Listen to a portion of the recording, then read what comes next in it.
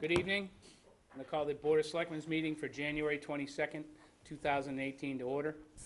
As required by open meeting law, we are informing you that we will be video, audio taping, as well as live broadcasting this meeting. In addition, anyone in the audience that wishes to video or audio tape must notify the chairman now. Hearing no one, will you please rise and join me for the Pledge of Allegiance?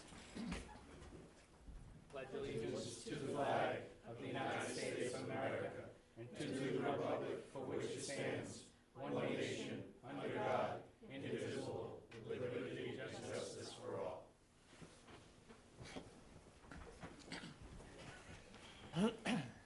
Weekly briefing. Good evening. Carol Ridley, Coordinator for the Pleasant Bay Alliance. And I'm here to update you on a couple of items that are distinct but related, and each of which may require town meeting action. The first is I wanted to provide you with a brief update on our watershed permit pilot project, and I just wanted to mention Brian Dudley from Mass DEP is also here. Mass DEP invited the town, along with the Alliance and the other 3 towns that make up the Pleasant Bay Alliance, Orleans, Chatham, and Brewster, to participate in a pilot project for a watershed permit. You may recall last June when the board signed a resolution along with the other 3 towns.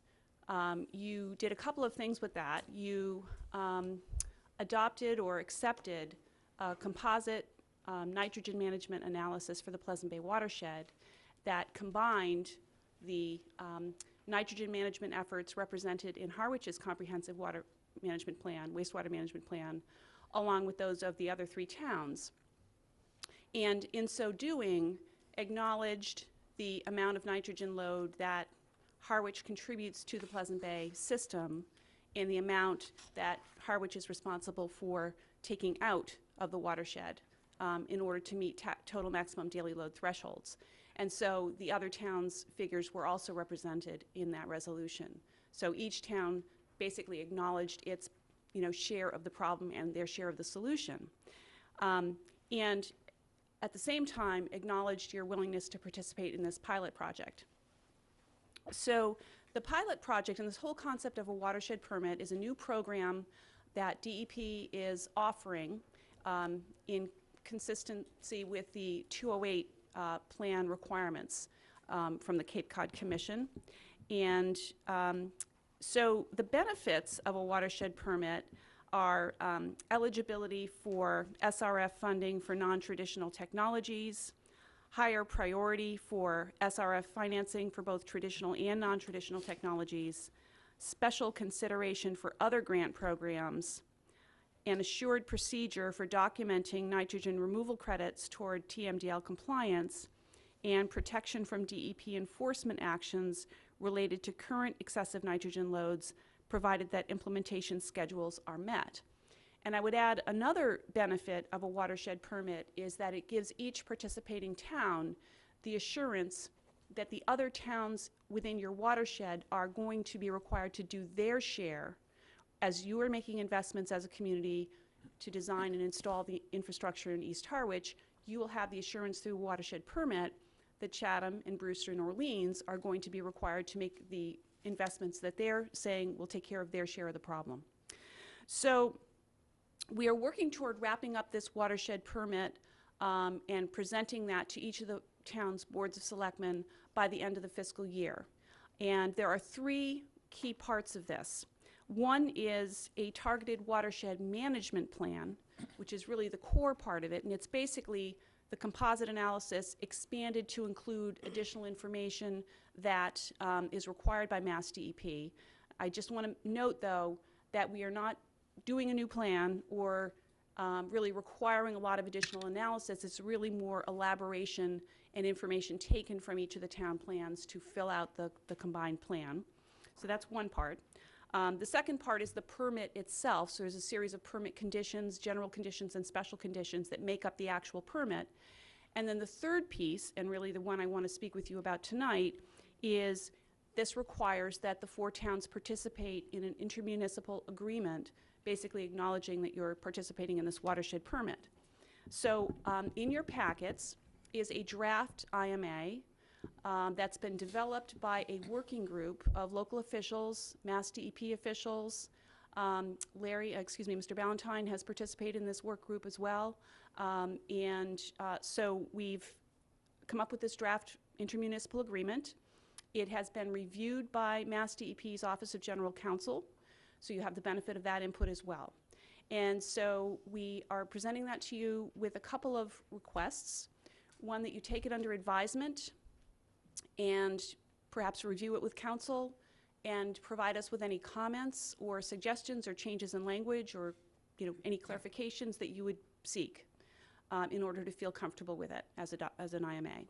And if the board, under charter or by your own desire, either needs or wants to take this to town meeting to authorize you to execute this agreement, then we've provided a draft warrant article, and we would ask you to place that on this annual town meeting upcoming. As I said, we're trying to wrap this up by the end of the fiscal year or shortly thereafter. We just want to make sure that if any board needs authorization from a town meeting to take the step of an intermunicipal agreement, we have that step taken. We would not ask you to execute that agreement, though, until you received the targeted watershed management plan and the full permit conditions and the final IMA, so that you were satisfied that all of those three pieces met your satisfaction, that you were satisfied that they fully met your questions and your concerns, and you felt they were fine. So that's the update on the watershed permit pilot project. And maybe before launching into the next item, I would just quickly ask if you have any questions on that piece. Larry? I don't have questions. I would comment, however, that Carol makes a good point that we shouldn't take this in isolation. We live in a world in which we've had things going our way. We've had the Monomoy school system has been at the forefront of working together as a region, and we're looking at watersheds. This is part of that. We have Pleasant Bay Alliance has been in probably 15 years now in existence that has us working together, and what Carol's and what is putting together is an extension of that, which allows DEP an opportunity that we can get a permit to handle our wastewater going into Pleasant Bay. So it's not the end project exactly, but it's moving that way after a long number of years. And I would just like to add, Carol, what you said, to recognize the people who have been working with you on the permit process. Chris Clark, I shouldn't say obviously, has been involved. Alan Thompson, Hines, and I'd also really wanted to acknowledge Brian Dudley from DEP, who's been an integral part and has carried the positive message that this was doable, because what this group is doing is taking on a new idea and moves ahead. And the bottom line is, shouldn't say it that way because I'll sound like I'm only worried about money, but one of the bottom lines is that working together, we save money. We can go after SRF funding, and it's more efficient to work as a watershed basis. So I don't have a question, but just wanted to make those comments. Thank you, Larry. Julie? No, I would just say that any collaboration with the neighboring towns is a positive move. Janelle? I don't have any questions, Carl. Thank you. Don? Thank you, Mr. Chair. I agree with everything Larry said. We should get the draft language and look at it and see if we want to get any legal input. And I wouldn't be too concerned about the town meeting. In timing, it could always go into the special in the town, in the annual, which has more time involved. Chris? I just wanted to update the board in terms of, I did review the material. It looked pretty clean to me, and I know I did have a conversation with Attorney John Giorgio, who I believe represents or had looked at it for another town, and he did say that he was comfortable with the language. So I think in terms of the mechanics, we have to have our portion of the cleanup has to be done, and we have that as part of our CWMP. I think what this does is it gives us the opportunity, if we do have additional capacity that we've earned through doing some of our work, we could then sell some of that capacity to one of our neighbors, just as a for instance. So I think it does give a lot of flexibility.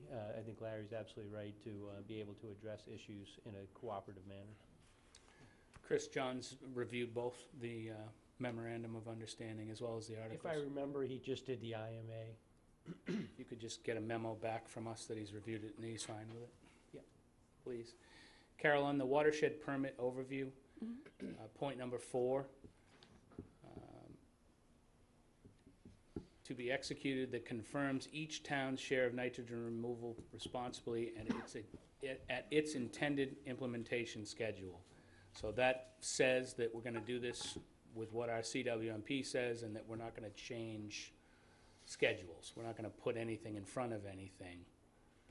Just wanna make sure that we're not dumping money on top of money that we've already committed to spend and being fair to the taxpayers. Right. Well, the implementation schedule is an important part of a targeted watershed management plan, and we're currently working with Wright Pierce, our consultant, who's working with the consultants in each of the 4 towns to really look in detail at the schedules in each of the CWMPs and represent that accurately in the targeted watershed management plan.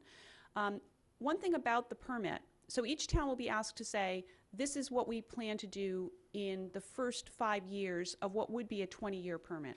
So this is going to be a 20-year permit with 5-year check-ins, because it's going to be difficult, especially with towns that are experimenting with non-traditional technologies, for them to say with certainty, we're going to do this in year 10 or year 15. It will depend on what happens in years prior to that.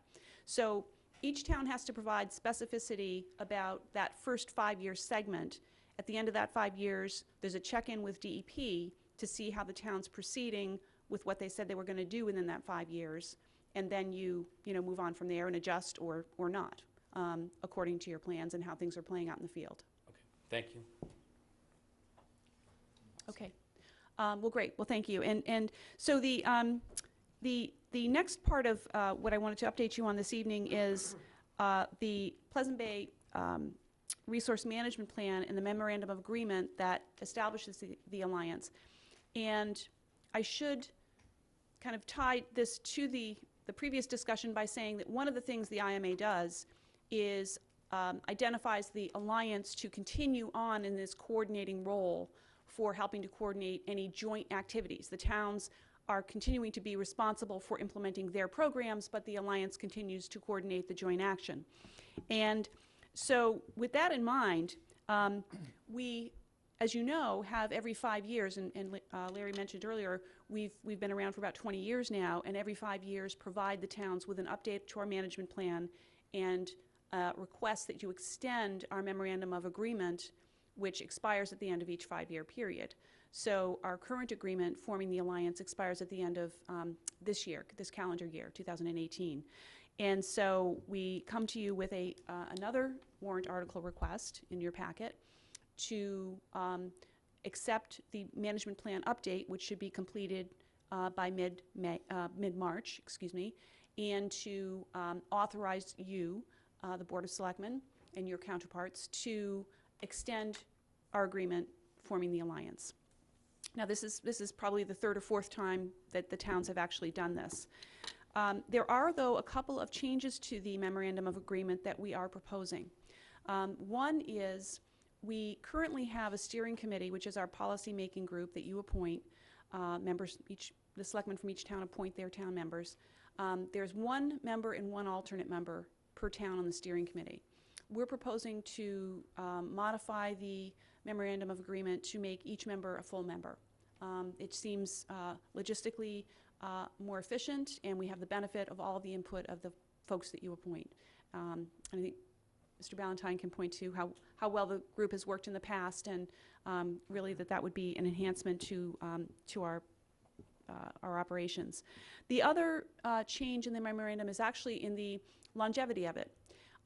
We are proposing that instead of the expiration every 5 years, that the expiration of the agreement be 10 years or perhaps even 20 years if we want to be consistent with the intermunicipal agreement for the watershed permit. I think the original thought with the 5 years, when the Alliance was very new and folks weren't really sure how these things were going to go, made some sense. I think we've developed quite a track record over the past 20 years, and so increasing the longevity of the agreement may make some sense. So the steering committee asked me to put that before you to see if you had any thoughts on that, if you would be open to that sort of a modification. Thank you, Carol. Larry? I don't have a question, but I was one of the people that pushed to extend it from 5 years to 20 years. It made sense to align it more with the water permit that we're discussing. And since, as Carol says, it's going to be reviewed every 5 years, I would further add that the alliance comes back to us, or the Board of Selectmen, every year in any case, because Carol's always has, and as long as she's there, will, I'm sure, give us an annual update. And we have to approve the budget each year. Correct, yeah. So even though we approve it going 20 years, we still have a say in what's going forward. It makes sense to match it with the permitting process as we go to DEP and guide us through the regulatory process, so. Julie? I just have questions in terms of 10 to 20 years. So is there a benefit with the process with DEP that we go 20? Or the only reason I would say possibly 10, with all the wastewater issues we're dealing with, 10 might be more adequate initially while we look to see how everything moves forward in the town, and then maybe we go to 20? Just a thought. Unless there's a benefit to going immediately to 20. I think the benefit is the consistency with the watershed permit, because, it is, the Alliance is named in that 20-year permit as the coordinating entity. Okay. So if we expire before the end of the 20 years, there might be a little bit of an inconsistency there. Okay, so it would make more sense. Okay. I wouldn't be opposed to that. Janelle? 20 years is fine with me, and I also like that we would have two voices, two full members, rather than one alternate. Great. Sounds good. I would say as an alternate, I did speak up, though. But you couldn't vote, right? Well, it wasn't that formal process, but yeah. Don? I agree with 20 years. Chris, can we have John Giorgio look at that article language as well? Carol, I'll bring it back in the next 2 weeks for a vote, so we're done with that. Excellent. Thank you very much for your time this evening. Thank you. Anyone else for weekly briefing? Public comment and announcement? Evening, Mr. Chairman. Matt Hart, Harwich Accessibility Rights Committee. I've had several people ask me, what is a self-evaluation? All of the communities in the United States, municipalities, are supposed to go through a self-evaluation. The first one was in 1993, at which time the town did go through it. We found out in talking with Chris that they needed some help with the committee, and I volunteered for that, and I'm the chairman now. And we're supposed to have updated or had another evaluation every couple of years. So it's been 25 years. In any event, with the help of Chris and the committee, we applied for a grant so that we could hire a certified consultant to do the analysis here in Harwich. A self-evaluation is a public entity's assessment of its current policies and practices. The self-evaluation identifies and corrects these policies and practices that may or may not be inconsistent with Title II requirements. It's complicated when you're looking at buildings because it depends when that building was built. So it's not something that the group here could do. It's very complicated. The American Disabilities Act, Self-Evaluation and Transition Plan. All government entities, including state municipalities, are required to develop the ADA self-evaluation and implement the ADA transition plans to ensure access by people with disabilities to their programs and services. A certified consultant assists municipalities and government entities in assessing current barriers to programs, services, and facilities, and recommends criteria for removal of these problems. I've already put together a draft RFP for Chris to go through. Essentially what we've got to do is in that determine which buildings and areas we want to have tested or looked at. They have to have the date of when the building was built and the approximate physical square foot. We have been approved, and I guess you're going to have that on your agenda this evening. Thank you. Thank you, Matt.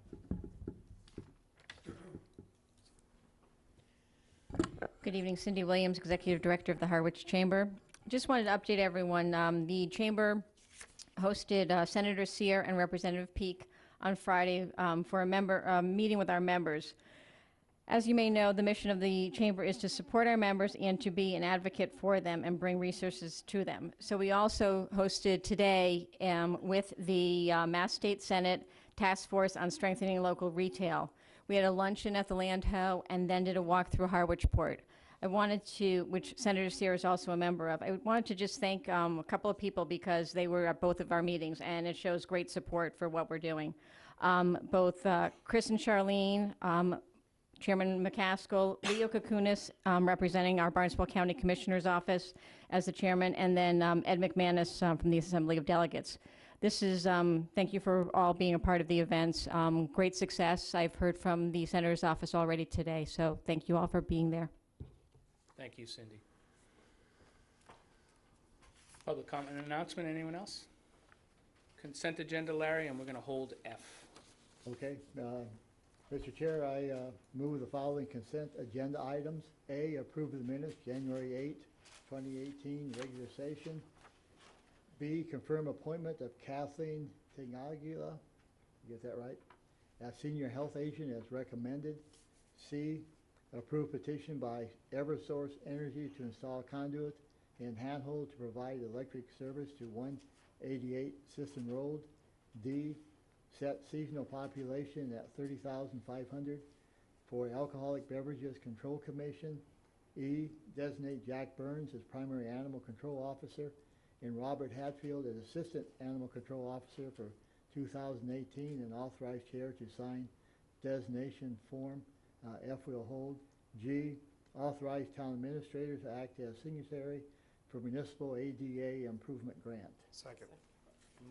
Moved and seconded to approve consent agenda A, B, C, D, E, and G. Any discussion? All in favor? Aye. Aye.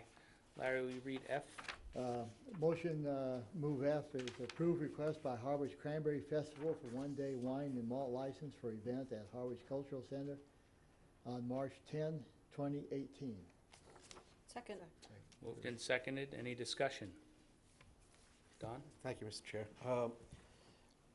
First, I'm going to make my normal rejoinder here. Is that there's nothing that I'm seeing in this that would cause me to not vote for this. But in general, of a type, I feel, and I don't want to have to get to do this in the future, but I'm going to have to start voting against these if they keep showing up in the consent agenda.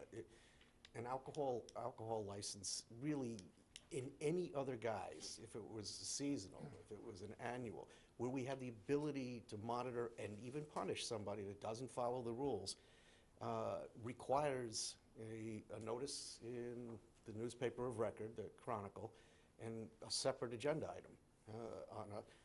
These things, as you all know, when you do the consent agenda, it just sails right through. There's no discussion of any sort. There's no opportunity for anybody to have a discussion of any sort. At some point in time, I'd love to have the board take a voted position that they're going to do that. It doesn't indicate that I'm against any of these. It just indicates as a matter of process, it's an important item, and it just shouldn't just sail through. Thank you. Don, you'll write that up, your request, and send it to me, and I'll Absolutely. agenda it. Any other discussion? All in favor? Aye. Aye. Opposed? So everyone was an aye, unanimous? Unanimous. Thank you, Don. Sure. Okay, next up, public hearings and presentations. First is the beach sticker fees. Mr. Chair, let me notice the Harwich Board of Selectmen notice a public hearing, Recreation and Use Beach sticker recommendations, January 22nd, 2018.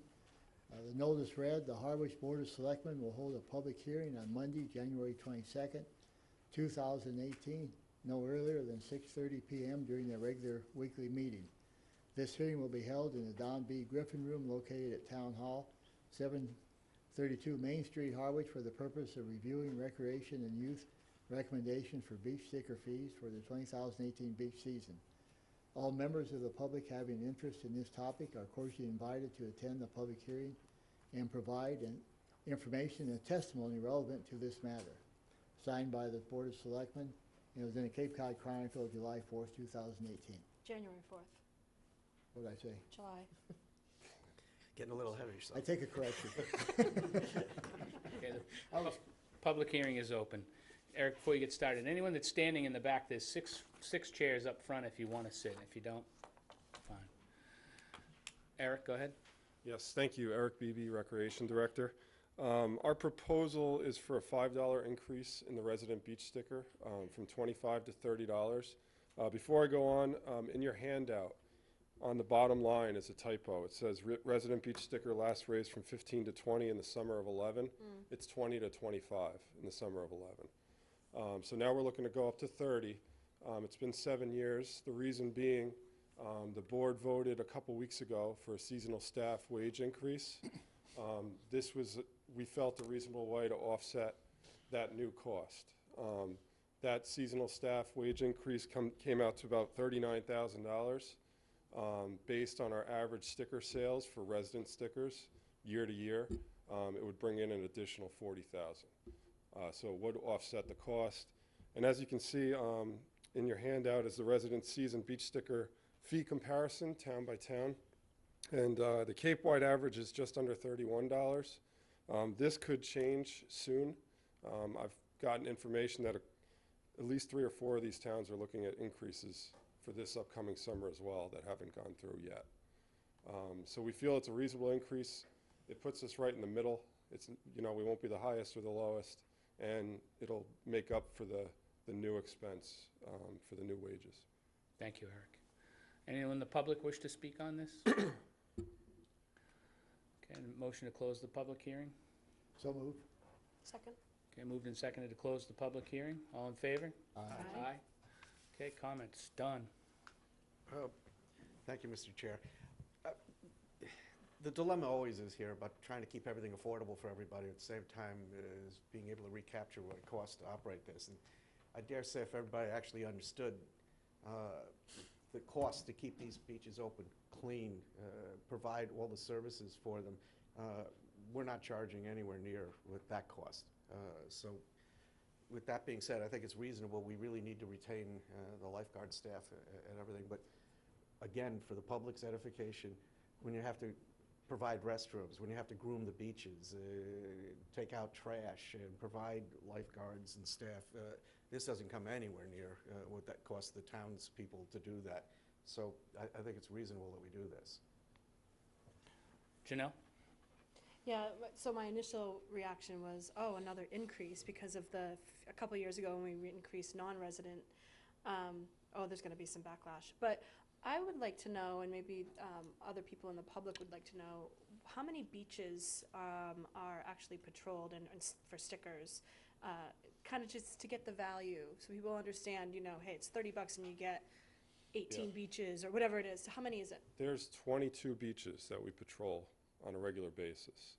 They're not all guarded, but they do require stickers if there's a town parking lot there. But we do, even the unguarded ones, we patrol. Our beach supervisors check each beach every day several times. So that sticker gets you access to any of those 22. Thank you. Julie? No, I mean, nobody likes to pay more, but at the same time, we need to make sure we maintain our employees and we need to be competitive, so I understand the fee. Larry? I fully support it. It's one of the best deals in town, quite frankly. Eric, did you look at non-resident sticker fees? I mean, why did we only focus on residents on this one? Non-resident we raised a few years ago. The reason we're not going higher with those is when compared with other towns, we're pretty much where we should be. To go higher in non-resident will put us really near the top. And changing the non-resident fee, even if you were to increase it $25, would only offset about half the cost of the wage increases. And my argument is a little different than Don's. I think our tax rate pays for a lot of these services, and we're certainly always going to keep our beaches clean, so. Mr. Chair, I might add to that, just whether it's fair or not, if you just look at the use of the beach, they're full all summer. Oh, yeah. So if you're just looking at pure marketing, you would raise the rates for the non-resident, even though it doesn't account for so much, because the market can stand that. Sure. Okay. Can I get a motion on this? Go ahead.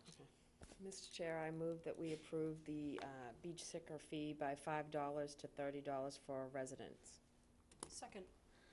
Moved and seconded to approve the request to raise the resident beach sticker fees. All in favor? Aye. Opposed? Aye. 4 to 1. Thank you. Thank you.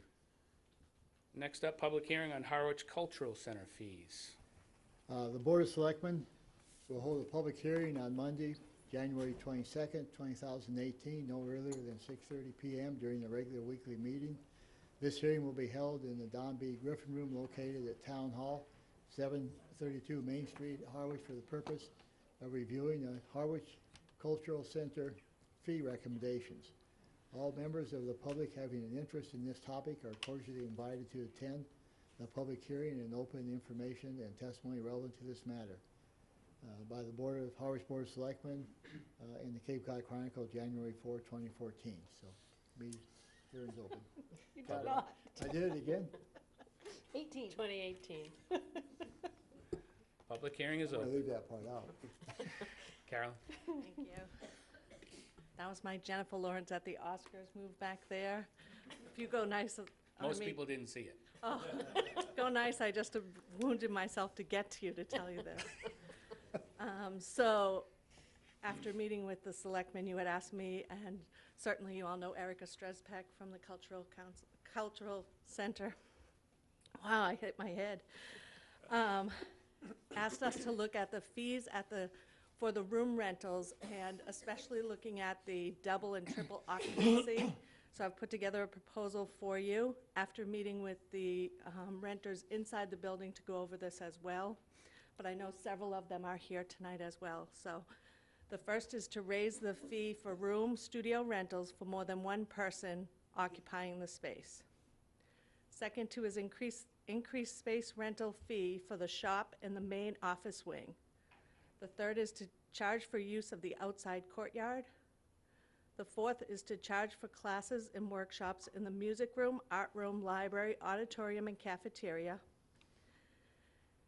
The next is to charge a greater fee for the portable classroom space based on the square footage and additional amenities that are out there. And lastly, if the proposal goes through, I would like to ask that the selectmen grant to the people that this would affect a grace period so they can get their finances in order. Those would be our current renters that their contracts are about to come up. So the proposal would be in the main wing, the current fee is $300 for a classroom. If you're a single occupant, that would remain $300. If you're a double occupant, that would go up to $200 each for $400 for that room. If you're a triple occupant, it would be $150 each, providing $450 for that room. In the activity room, we're looking at the $450 for one of those. The activity wings would be the portable classrooms. The single occupant stays at $450, double occupancy is $275, making that room $525, and triple occupancy goes to $200, making the room $600. The shop would increase from $600 to $750, and the administrative suite, which I know the board currently has a lease with, but we wanted to present if anything should happen in the future, would also increase to $750. The courtyard is at $75 and should be at $100.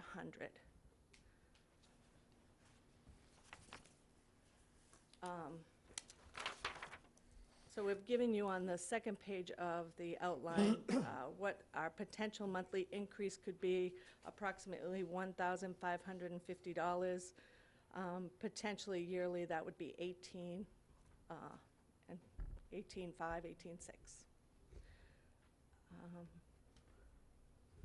Did I miss anything for you? I think that's what. Nope, that's on the increases. Is that, anyone in the public wish to speak on this or have any questions? Careful getting up. Ed McManus, I thought I heard that there was a suggestion that there'd be an increase in the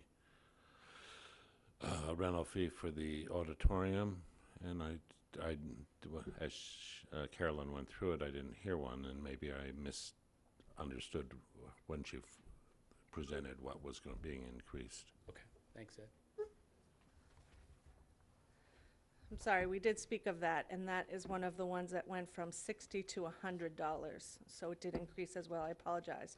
That would be for the library, auditorium, front or back courtyard, and the cafeteria. And that would be for a single use would be $100. A single use is defined as 3 hours, and the weekly rate was at $400. Additional custodial details may be required, so that might be an additional cost for something like an event with a liquor license. Okay, thank you. Thanks. Ed? Well, as the head of an organization that has utilized that space and plan to utilize it again, I would fully support the increase. It was by far the greatest deal around at the previous rate, and quite honestly, underpriced. Great, thank you, Ed. Anyone else wish to speak?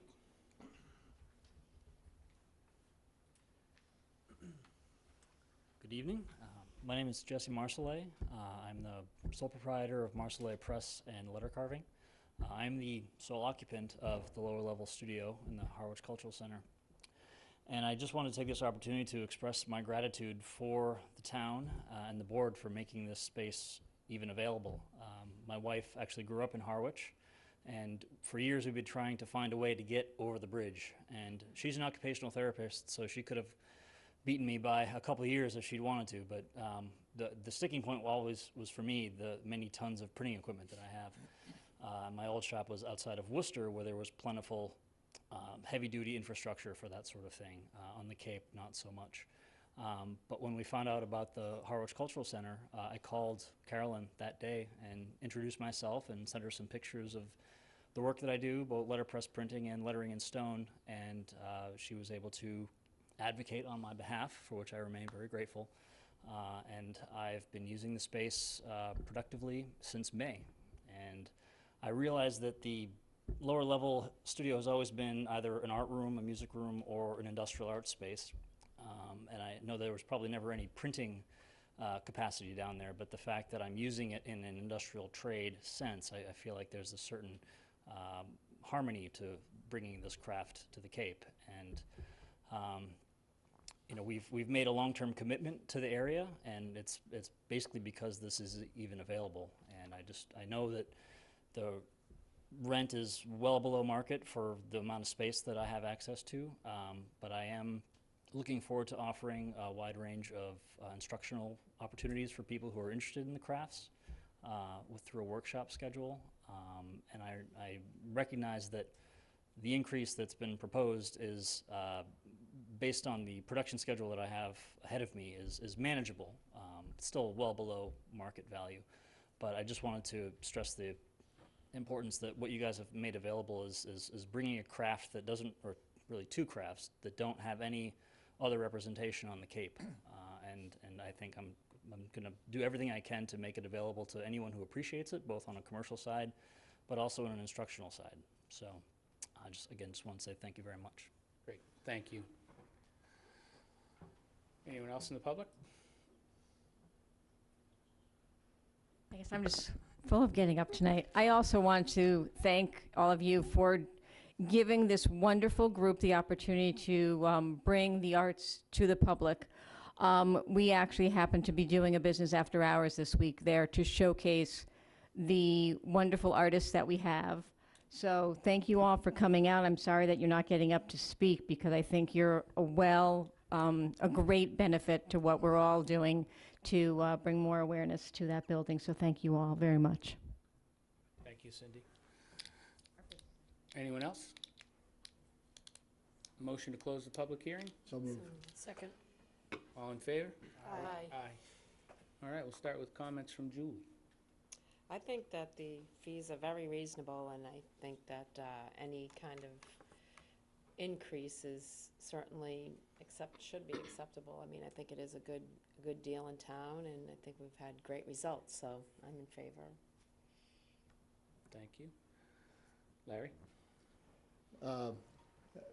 Yeah, I appreciate all the work that's been done on this, and obviously from the testimony is well received. I would hold my further comments until the point where we get expense data, I would still like to look at what the overall revenue expense is to determine how much we'll subsidize this in the future.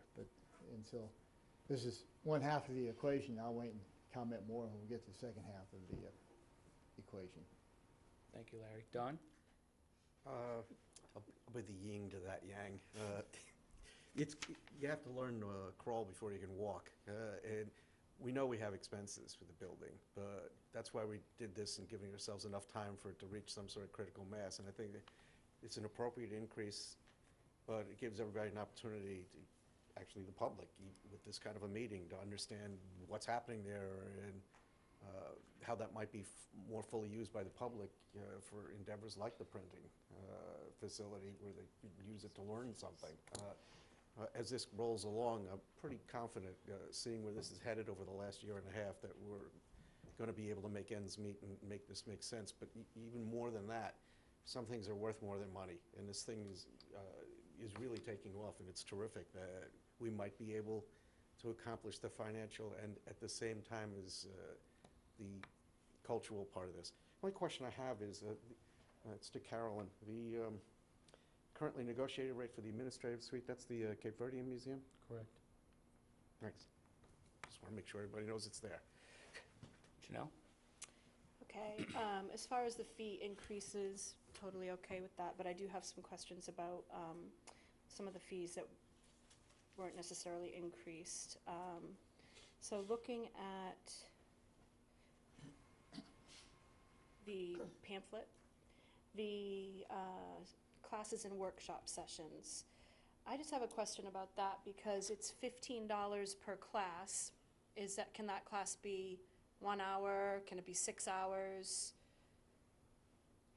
And then it's $5 per student with an 8 class. It's $5 per student in the class in addition to the $15 per class? So the room booking fee, which is either $15 or we did have a $20 option. Some people have inquired about having some storage space. If they're teaching a class, they don't want to lug stuff back and forth, so we've moved in some of those portable closets. Mhm.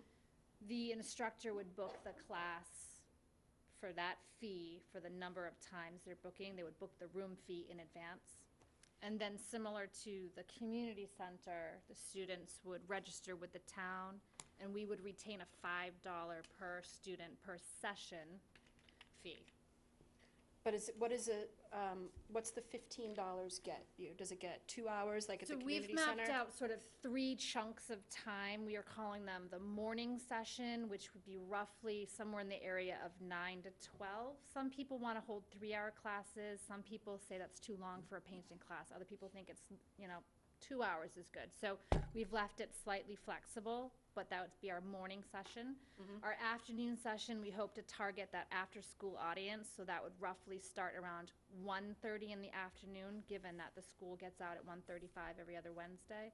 So roughly 1:30 in the afternoon until about 5:30 in the evening, we would call our afternoon session. Okay. And then our evening session, which would be roughly 6 to 9, as we have more staff and more people in the building that could oversee those evening hours. So the time frame is a little bit flexible based upon the class, what is needed, trying to be cost conscious. But it never exceeds 4 hours. Okay, so maximum of 4. And then what is the capacity of that classroom? Really depends on what I'm sorry. Yeah. It really depends on what you're doing and how you need the room set up. If you need tables, chairs, if you need just easels and people are standing. So it has been inspected by the fire department, and there is a certificate on the wall, but it really would depend. If you just want chairs in there, then you can fit more than tables and chairs, so. And if it's students, Right. the student to adult ratio would need to be considered. Do we have easels? Or just We have some. We have some easels? And tables and chairs, like the We do. the regular black style tables like that were in there previously for art? Just like the ones at the community center. Oh, those, okay, Yes, so it's a 6-foot folding table okay. and some nice comfortable chairs. So, There should be a lot of chuckles from the back row. so for me, that seems like a lot of money for per diem use. when you're charging $5 per student and then $15 for the 3 hours or the 4 hours, when a person could rent the entire studio for $300 for the month. And so I don't know that I would agree with that at this point. I do think we need a per diem something, but I don't agree with those fees. And I don't have a counter offer, so to speak, but I just feel like, just doing the math in my head real quick, it's really expensive. Say somebody wanted to have an after-school program in there and 10 students come, it's $65. You can't really make any money. I mean, I feel like it would cut hugely into somebody's profits, because after-school programs are not that expensive. The rec department's offering 6 and 8 week courses for kids. They're there until 5 p.m. and they're $40 for 6 or 8 weeks. So I think that's a lot, personally. So that's the only thing I would want to rework. And then the other thing is, looking at the square footage of the cafeteria, the auditorium, and the music room, the cafeteria is a little over 1,000, the auditorium is 2,200, and the music room is 722, but yet they're all the same price. Right, based on a lot of things, the flexibility of the room. If you're in the cafeteria, there may be setup that we have to do. If you're in the auditorium, there's not a lot of setup. Those chairs are fixed, and so we based it on that too, what we have to do inside the rooms. No, I mean, it's too low. They're only $100. I mean, the auditorium is $100. You get 2,200 square feet and all those wonderful comfy chairs and the stage, or you can rent the 700 square foot room for the same price. So I think it's too low, honestly. I don't think they should be the same. I think there should be We a present to staggered. you, if you'd like to change it, we're more than willing, but I'm one of the just- things I my want to say comments. is that it is in its infancy. We're not even a year full, and that's one of the hardest rooms we've had booking. We want to make sure that we are fair to all of the people that have committed to it. We want to grow it, so we're happy to do what you want us to do, but I just want to make sure that someone has the voice of the people that are using the building too, that we don't want to price anyone out of there. We're really trying to get more people in, so. Right. So that's my comments on that. I think an auditorium for 3 hours for $100 is way too low. You can have a wonderful concert in there, and for $100, I think the town should be getting more money than that. I mean, even if it was $300, it would still be way less than the high school's charging. What do they charge? Something crazy, right? Something crazy. Something crazy, like multiple hundreds, if not up to 1,000, right? So I think that those should be separate fees, and we should think those again, this is my thoughts. And I love the idea about renting out the courtyard, maybe for a craft fair in the summer, or maybe, I don't know. I can kind of see a farmer's market in there. Not that I'm saying the Harwich one should move, but it's just a nice courtyard. It's beautiful with the little arbor in there, and there's benches. It's really pretty, so I could see a lot happening. I think $100 for that is fair, but I can't get over the auditorium for $100. I think it's worth more than that. I'm sorry, can I just point out one other thing in the auditorium? There aren't any stage lights. There is I mean, I don't want to talk negatively about that, but it's not a perfect space by any stretch of the imagination. There's no sound and those kind of things when you rent a beautiful auditorium Oh, like that. it doesn't say that in here. I'm sorry, I didn't realize that you have You're to bring getting your a- own lights and You do bring your own sound lights system? and sounds, you do. So it is a bare room. These are a lot of, there was nothing left when we took over. I mean, we have lights in there, but we don't have stage lighting. Oh, I didn't know that. So that's why it's a little bit more reasonable. Okay, Thank that you. might change my mind. Chris? Just to follow up on that, I think one of the concepts that we had too is that we may be renting a room for $100, but if it's a large enough event, we may ask to have a custodian cover and have those costs associated with the custodian. I think one of the reasons why you see the school costs so high is because they do have mandatory elements for how many. I think they have a custodian and they have a AV person that's assigned. We don't have the AV equipment, so we don't have to worry about assigning AV person, but we definitely do have the custodial issue. So it wouldn't necessarily just be $100, it'd be $100 plus the cost of covering the custodian covering. Thank you. Don? Thank you, Mr. Chair. As a guy who's been acting for a lot of years, I think you may not be thinking about this on the flip side. It's not always performances. And if you're talking about rehearsal space, and they come in, it's actually really expensive. Because most of the nonprofit theaters, HJT, Chatham Drama Guild, whatever, $100 per rehearsal time is a significant chunk of money, especially if it doesn't have a sound system or lights. I anticipate, especially, we've had this discussion where we may want the HJT to think more in terms of utilizing the cultural center. It'll be rough for them to have like 6 or 7 rehearsals, $600 or $700. It's not an audience. There's nobody there paying for it. You're just using it. Thank you, Don. Janelle, a follow-up? You all set? I'm not quite done. Okay. So just getting back to the, I guess we call it the art room for the per diem. I feel like the $5 per student, Per if that were, session. or Per student per session. So if you're teaching an after-school program that's 4 weeks long, they don't pay every week. I'm sorry, they don't pay every week. They're paying $5 for your session, which is 4, and a session can't exceed 8 weeks. but a session could be one day, It could, right? it sure could, yeah. I just think we should get rid of that, because I think we should be able to have that room offered even for one day. And I don't think, the other thing is, what if you have a summer camp, let's say, and it's 8 weeks long, but not the same students are coming every week? So you might have 4 students one week, you might have 2 students the next, maybe different numbers, but you know what I'm saying? I just don't like, I would feel more comfortable not having a per student thing at the cultural center. I know we do that at the community center, and I understand it over there, but I think at the cultural center, we're renting the room. We're not providing the service, whereas, the argument at the community center is we're allowing people to provide the service that the town doesn't provide, so therefore we want to charge the $5 per head, for the exercise class or whatever it is. So I get that argument, but I think at the cultural center, they aren't congruous. Like, we are providing rooms only at that place.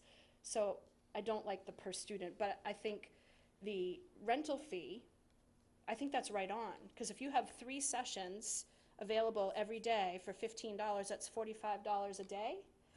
That room is making more in 30 days than the rental of somebody who's making a studio there. So that would be my 2 cents. I just had time to think about it. So my 2 cents would be keep it at the $15 with an 8-class maximum, and then you have to re-sign up again. And then get rid of the per student $5. The other thing, though, that I wanted to talk about isn't necessarily fee, it's the term options. And can we talk about that? Because it's sort of fees, but it's term options, so. I'll give you a little bit of latitude. I wonder if we should get rid of 3 months going forward. We currently don't have anyone on 3 months. Yeah, So- I knew that. We did so- when we first started, when there was no one in the building and I was banging down a lot of doors. So, we can certainly look at whatever you'd like to do. So those are my things, and I guess that would be all discussion we'd all need to have. Right. Any follow-up, Larry, on? No, Janelle? none. Julie? No. Thank you for the work that you've done. Can you just tell us how many people are on a waiting list to be into the classrooms? Everything that I see that you changed is things that we have waiting lists on or are full already, correct? Pretty much. I think the modular or those mobile classrooms, those are harder for us to fill, but when you find the person, Erica has just written up a new lease that will, room rental that we'll bring to Chris with an artist who's very excited to be in there. So currently I'm gonna just guess this off the top of my head, I think there are 16 people on the list, but some of them do have special requirements, whether it's they need to be on the first floor for medical reasons, or they need the north light because they are artists. So there is 16 people, but am I saying that? Yeah, some people aren't here yet, So they have a certain time frame they're looking to target, so they've been waiting on the list, and they're hoping it's gonna mesh out for them. But there's certain, Chris? I just want to make sure I get a couple of points in, Mr. Chairman. Just, I don't know if the recommendation had a start date for when the new fees would go in. So, did you have a recommendation? in I terms of did. that? The start fees would, the start date would be immediately after the board voted, with the exception of the 6-month grace period for people already currently in there. Okay, I guess I was more thinking that, you know, maybe do it on a quarterly, so start it on April 1st, anyone that comes up April 1st or July 1st, so just so that way people have plenty of advance notice that the fees are coming in. The second, and, you know, I've had a few conversations with folks, particularly the junior theater, and, you know, not a lot of people want to commit to us when you have a year and a half left on the cycle. And, you know, I think the board needs to seriously think, you know, we started this as an experiment, and the experiment has gone very well. Obviously, we've filled up large sections of the building, we have a waiting list. But I think if we're gonna really be able to progress in any way, you know, to market this as a year and a half, it's just, we're submarining ourselves, in my opinion. So I think 3 years, 5 years, something that the board needs to kind of think about that in terms of extending it. And I would recommend we do that sooner than later, and so we tie it perhaps with the fee increase. And then to Larry's point on the expenses, we are in the process of designing out, as part of the FY19 budget submission, what we anticipate the operation costs are gonna be, and to budget for that, and how much would the fees offset that operation. Obviously, we're trying to get as high as we can. Certainly, the town has, I've been here 4 years now, a 4-year track record of providing $125,000 towards that operation. But I think that has, and just as a kind of a spoiler alert, you know, that only covers how much it costs us to operate the building now. And we're not doing anything to that building, as probably most people would attest. We're not doing a lot of maintenance to the building. We're maintaining it to kind of a standard where people can use it. But at some point, we're gonna need a roof. At some point, we're gonna need to change the windows. I mean, there's things that have to be done. And we don't really have fully developed yet what the anticipated cost would be. Again, if we're looking at something for a year and a half timeline, you don't necessarily get into capital costs that go for more than a year and a half. So I think the board direction and giving some sense to let Sean go loose and look at, okay, if we wanna be in that building for the next 5 years, what would you recommend the building need, and then how do we plan in a orderly fashion to budget for those needs? Bigger capital needs. Thank you, Chris. Thank you. So, Sorry. go ahead. I'll bring this up next week too, but Chris, at the MMA meeting, I met with the green space people, and I was talking to them about different possible grants for getting building evaluation. So I'd love to have a chance to talk to you about that, because I was talking about maybe having this one evaluated. And then that way, there's monies for both evaluation and some maintenance stuff. So I wrote it all down. Thank you. What I'd like to do is vote on the proposed fee changes now. And within 2 weeks, I'll bring this back with Janelle's. Janelle's gonna write up what her concerns are and what she'd like to see. I'll bring it back and we'll have the discussion about the extension of time, the expenses, and everything else within 2 weeks. Yeah, Mr. Chair, if I could just comment following that. You know, I think there's been a lot of support for this. I think there'll be a lot of support for this. And as a cost item, I don't expect that the fees will recoup the cost. I do think, though, and I've said this before, I do think it's only fair to go to town meeting fully understanding what the expenses are, you know, operational and capital, and what revenues expect. And then my guess is that there will be much of a discussion, because in the scheme of things, it probably won't be that, you know, town will support it, but to not do that would be that's what I'm against. Okay. Don? Just really quickly, Mr. Chair, put a context on the comments on the expense side. For a number of years, we had a building that was buttoned down, but we spent nothing on it. I mean, and we by almost conscious will, created some of the problems that you're talking about. I had friends who were custodians, and nobody went into the building, nobody opened the doors. starting to get molded. And the flip side of the discussion about the expenses is, let's say we did decide to go to fully affordable housing. You're not getting any tax money from that. So, I mean, putting this in a bigger context, whether the community wants to do this, wants to support it, whether it's going to be utilized, I think it's fair to say that we're at least getting to the point that we promised town meeting that we were trying to get to, that it would be utilized, it would be something that the town wanted to do, and that we weren't just pouring money into it and having essentially an empty building that we're allowing people to use. I just have one. Thank you, Don. Janelle? I just have one more thing, Carolyn and Erica. I was just thinking about the courtyard, and although I think it's very quaint and nice, Brooks Park is only $50 a day. This is $100 for 3 hours. Will there be enough interest in that when a person can go over and get Brooks Park for $50 for the full day?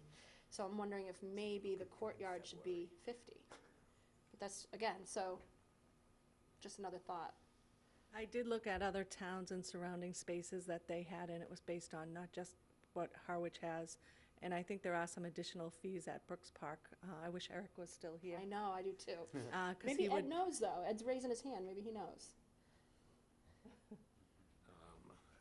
Actually, Brooks Park is $150 for a day. Okay, so what am I thinking of that? I don't know. Okay. Just a couple of comments. Maybe it's the baseball field It might be the baseball field, but at Brooks Park. I know the Cranberry Festival has their two-day craft fair there during the summer, July and August. We pay actually $4.50 because we do set up on Friday, so we pay a fee for Friday and then a fee for Saturday and Sunday. Okay, so but, negate that yeah, whole yeah. comment. The point that Chris made about the auditorium, yeah, you have to bring in your own lights and sound system, and having done a couple of productions there now, it runs about $700 for those items to come in, depending on how sophisticated or complicated the act is you're putting on. And then, the type of acts that we've booked there, given you only have 237 spaces, and it's not a premier yet. It's not yet a premier performance space, so there's a limit on what you can charge for a ticket. So, you're sort of, with the cost of the rent and the sound system and those costs, you're limited to an artist fee of maybe a maximum of $1,200, and then that leaves you maybe making a margin net revenue, because the Cranberry Festival, we do this as a fundraising effort to support our scholarships programs, of making $700 to $1,000 on the effort, and you're putting a good amount of money at risk, that you can sell out. So as to the other point about lengthening the time, I am aware that there are some folks talking about trying to put together an effort to do a summer one night a week concert series in the courtyard in the evening, and how the courtyard is different than Brooks Park is it's an enclosed area, so you could do a concert and sell tickets, whereas Everybody hears at Brooks Park, if you don't want to pay the ticket, you just stand on the other side of the fence. It's sort of, there's, but, and I think that would be very nice. I think they're looking at maybe doing it on a Thursday night, given that the Harwich Port Stroll is on Wednesday night, the town band is on Tuesday night, and there has been TD Bank or funded programs on Monday night. So, and I think that would be a great addition to summer season in Harwich. So. Thank you, Ed. Can I get a motion? I move that we accept the schedule of fees as presented by Carolyn. Second? Okay. Moved and seconded to accept the proposed cultural center fees as presented. Any discussion? Yes, I'd like to amend that I would like to amend it to the proposed increase in main wing classroom fees, activity wing fees, shop fees, administrative suite fees, and courtyard fees only. Okay. I need a second on that. I'll second it for discussion. Because I don't want to vote on the classroom fee yet, which is part of the brochure that is included in the packet. Okay. Any other discussion on that? Well, then, shouldn't we maybe hold off entirely? I mean, I see no point. I see we just vote the fees, and we're gonna bring this back in 2 weeks, and then we'll vote the other fees in 2 weeks. I mean, I don't. That's what I just said. No, you just amended it to only accept those. I had said to you a minute ago that we're gonna bring this back, so, I mean, your amendment is your amendment. I'm not trying to talk you out of it, but what's the point? We can bring it back and change those fees in the conversation in 2 weeks. Chris? I thought, Mr. Chairman, you indicated that we were going to bring back whether we want to extend it from 1.5 years to 3 years. I think That is part of the same conversation. to the point, though, I think that, you know, Carolyn has done a great job of kind of looking at this, and, you know, if things work, then, you know, she'll continue it. If they aren't working, then she'll recommend adjustments. And the one thing that we need to have, though, is some kind of consistent or a rate structure we can advertise. right. So, you know, I would recommend that we just go with what was proposed, and let's advertise that and try that for 3 or 4 months and see if we have success or not. And then if we're not having success, then it can be changed. I just don't agree with the classroom per diem fees of $5 per student, $15. That's $45 a day that could possibly be made in rent, plus $5 per student per session. I don't agree with that, so I'm not going to vote for that. But I think the proposed fee raises, because that's the first time we've ever seen that number. So the fee raises for the fees that were previously set, including the, I'll tell you again, the main wing classrooms, the activity wing, the shop, the administrative suite, and the courtyards. That was the first, underneath the summary, cultural center recommendations, rate fee summary. Those ones only are what my amended motion is. Okay. Carolyn, I have a question for you. And then we're gonna vote on the amended motion first, and then we'll get back to the main motion. Any pushback with what Janelle's asking and what she's questioning, that $5 fee? Has there been from anyone that's interested in renting those classrooms at that rate structure? Have you had any pushback? I'm going to be honest with you, we haven't rented it much. Erica did just rent it to one of the renters inside the building, and She did a test workshop last week, which actually benefited the family pantry. She was really happy with the way it's set up. The attendance went well. So she's going to be our official first person booking the room to do a class structure. She's doing 4 weeks in March, I believe. So we would be charging her $20 times 4. And then I think, I'm not sure she set the price per student for her class, but I believe it's going to be $150 per student. Okay, thank you. Where did you get the information for this rate structure? Was this the same rate structure we use at the community center? Did you check with other towns? it's similar, and I did try and check with a lot of other towns, but it's a kind of a unique opportunity that we have inside this building. And we did look at some of the programs that people teach, some of the classes that are taught, art classes and those kind of things, and people do charge, if you're charging $150, certainly giving the town $5 that goes back into the general fund or wherever you all decide you should put it, but it's not staying with us. So. Okay, hang on a second. Larry, any comments? No. Julie? Well, I think also that this represents a unique opportunity for people so that you can have this, and correct me if I'm wrong, but you could have this room for a week, you could have it for a day, you could have it for 4 weeks. Right. Right? So whichever you'd like to book. with Whatever us. you want to do. So in that regard, I think you're not committing to a longer-term lease or anything like that. So that's an opportunity for the town to be paid for that amount, for the use of that room, and per student. So I think it's an added benefit for the town, because overall, somebody could commit to a very short term. So I see that as sort of a bonus for the town to be able to allow you to have such a short term where you wouldn't really get that anywhere else. Thank you, Julie. Go ahead, Janelle. So we had, and I don't know that it ended up happening, but we had a marine biology camp or they were going to run a marine biology camp there, because remember that the cultural center uses are education, nonprofit, and municipal. So if somebody wants to run a camp there, and this particular person was renting it for 3 months, I believe, we weren't going to charge his students per head. He rented that room for $300 a month. Whatever he takes in is his.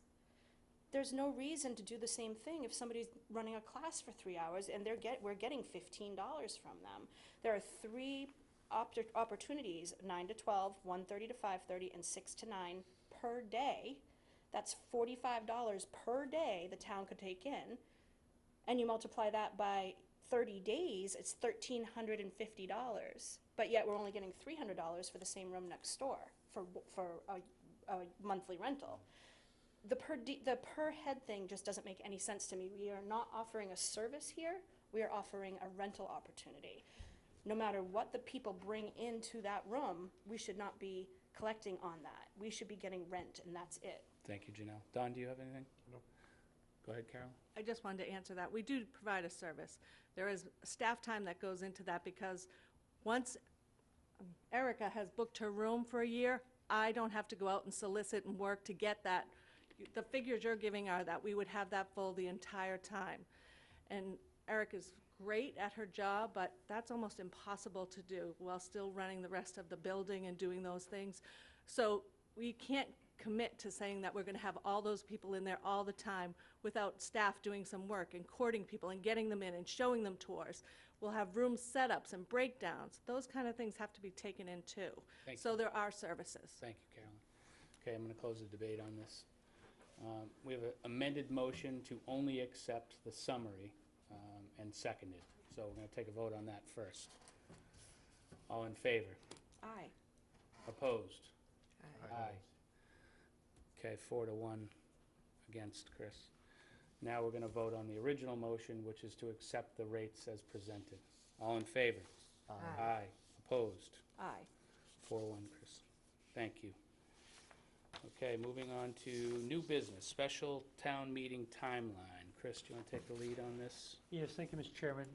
This is more just a byproduct of Attorney Giorgio was in and had indicated on the marijuana issue that it was his advice that, let me see here if he has, I think we provided the minutes from his discussion, and he strongly recommends that there is, in his words, kind of a window of opportunity that by not having a town meeting and not having some action taking on, I know we have a moratorium already until June 1st.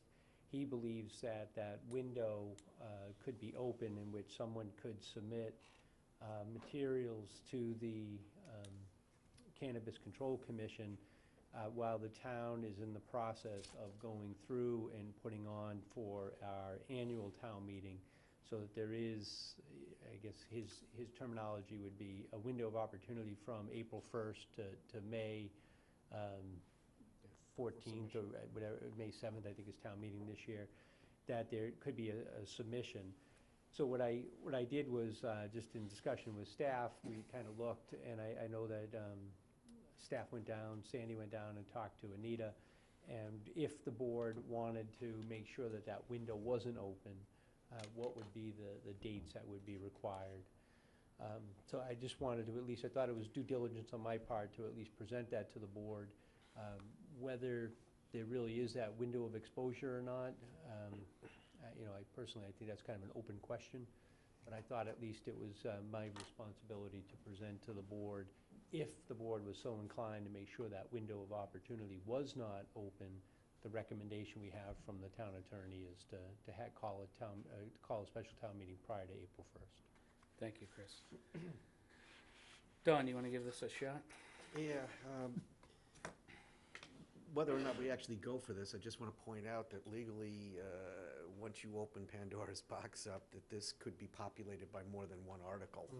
So, should we do this? I would hope that we'd be encouraging people to understand that we also have a special in the annual that they could put an article into.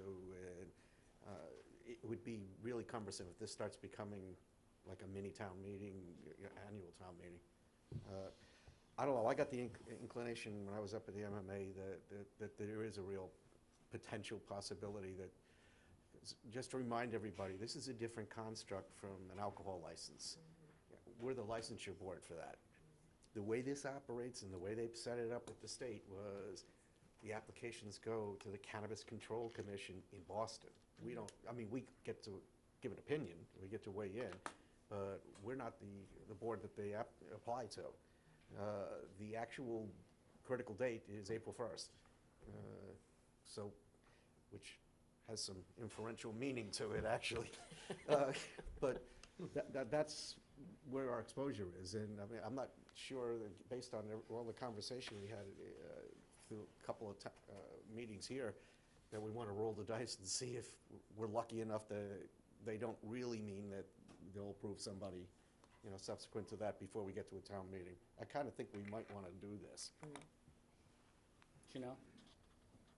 You just said everything, the entire 360 of this issue.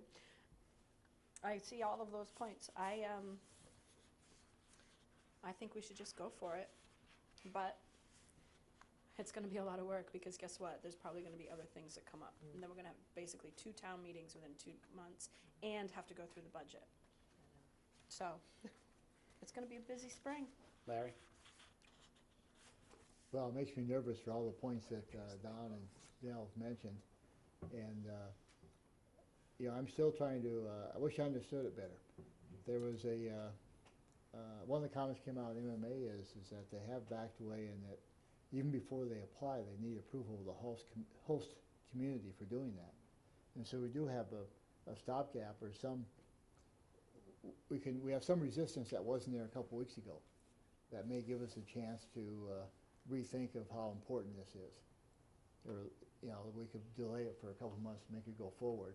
I I didn't want to know be about careful that. with that. Can you explain that just a little bit further? What, I'd missed that, because I didn't go to that workshop. Well, they have to come to my understanding is, and I'm not sure all language, they have to come to the town, and the town has to agree to be a host community to take that application. And the debate was whether they needed that after they went to apply for an application, before or after they applied for the application. And I heard it talk, and I confirmed it was John Giorgio, that in fact was true. We have to give approval as a host community before they can apply for the application. Now, they might, but then I get foggy on the legal aspects that can they go around it and press it.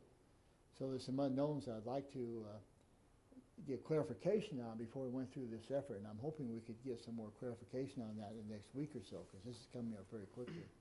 You know, exactly what we can do as a so-called host community, and exactly what our powers are. It looks to me like we had some powers, regardless where this went, at least on delaying it and telling it where it was going. Larry, will you send an email to Chris and CC me with your questions? I will. Mr. Chair. To Larry's point, that's exactly what I was saying. I heard everything that he heard there, and where it started getting squishy was, what does that mean? Does it have to be a town meeting approval before that, or can they put the application in? It was pretty clear that they wanted to know what the opinion of the host town was, but after that it was kind of like slippery about what does that mean, and it still keeps evolving. The gamble here is, what if you're wrong? Yeah. Julie? Well, to all those points, I think that's my biggest fear, is what if something somehow slips through? Because I heard bits and pieces of the discussion on how they were proceeding, and what was maybe appealable, and what could be done by towns versus what couldn't be, or what was at the state level, and I don't think any of it was clear. So I'd be afraid that somehow there was some gap, and then that ends up on our lap, and then what do we do? So it's added work and an added expense, and It's not what I would prefer, but I also wouldn't want us to end up with a situation that we don't want in town, so. You saying the state's unclear? Ed, did you have a comment? I was attending the Mass Municipal Association meetings also and attended the session they did on the recreational marijuana rollout, such as it is. And one of the requirements that they are doing by regulation is a requirement that before an applicant makes an application to them, he has to hold in essence, a public meeting advertised in the town explaining what his proposal is, and take comments, and that becomes part of his initial application. So that's, there is an ever-evolving set of requirements that the Cannabis Control Commission are putting on, a lot of at the request of the Massachusetts Municipal Association and the Regional Municipal Policy Committee. That was one of our strong suggestions to them when we met with the chairman and one of the commissioners. Thank you. Chris, I mean, we have to make this decision soon. Yeah, The I only thing think- clear to me is that the state's not clear. But we've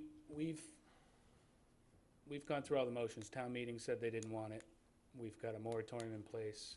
We have bylaws that we've advertised to go to town meeting in May. I think an extra town meeting would be a great expense to the town, and it seems that we've done everything that we've advertised it ahead of the April 1st date. It would seem that we're all set to litigate if somebody did apply, but I think we do have a little bit of time. I can certainly bring up the host. I went to several of the things at MMA. That was not one of the ones that I attended. So I can get a hold of Attorney Giorgio and ask those two questions about the public meeting and the host community. And if those are things that, if they have to get the board's prior approval before they submit, then that's probably pretty good protection. And then we could just go with the annual. So let me see if I can do a little bit of homework with Attorney Giorgio and try to, how much clarity I'm able to bring in a week is going to remain to be seen. But I at least wanted to bring up, obviously by this calendar, we had February 5th. Monday, February 5th would be the date that we would have to kind of do this. So we do have at least another week before a decision has to be made. thank you, Chris. All set? Yep.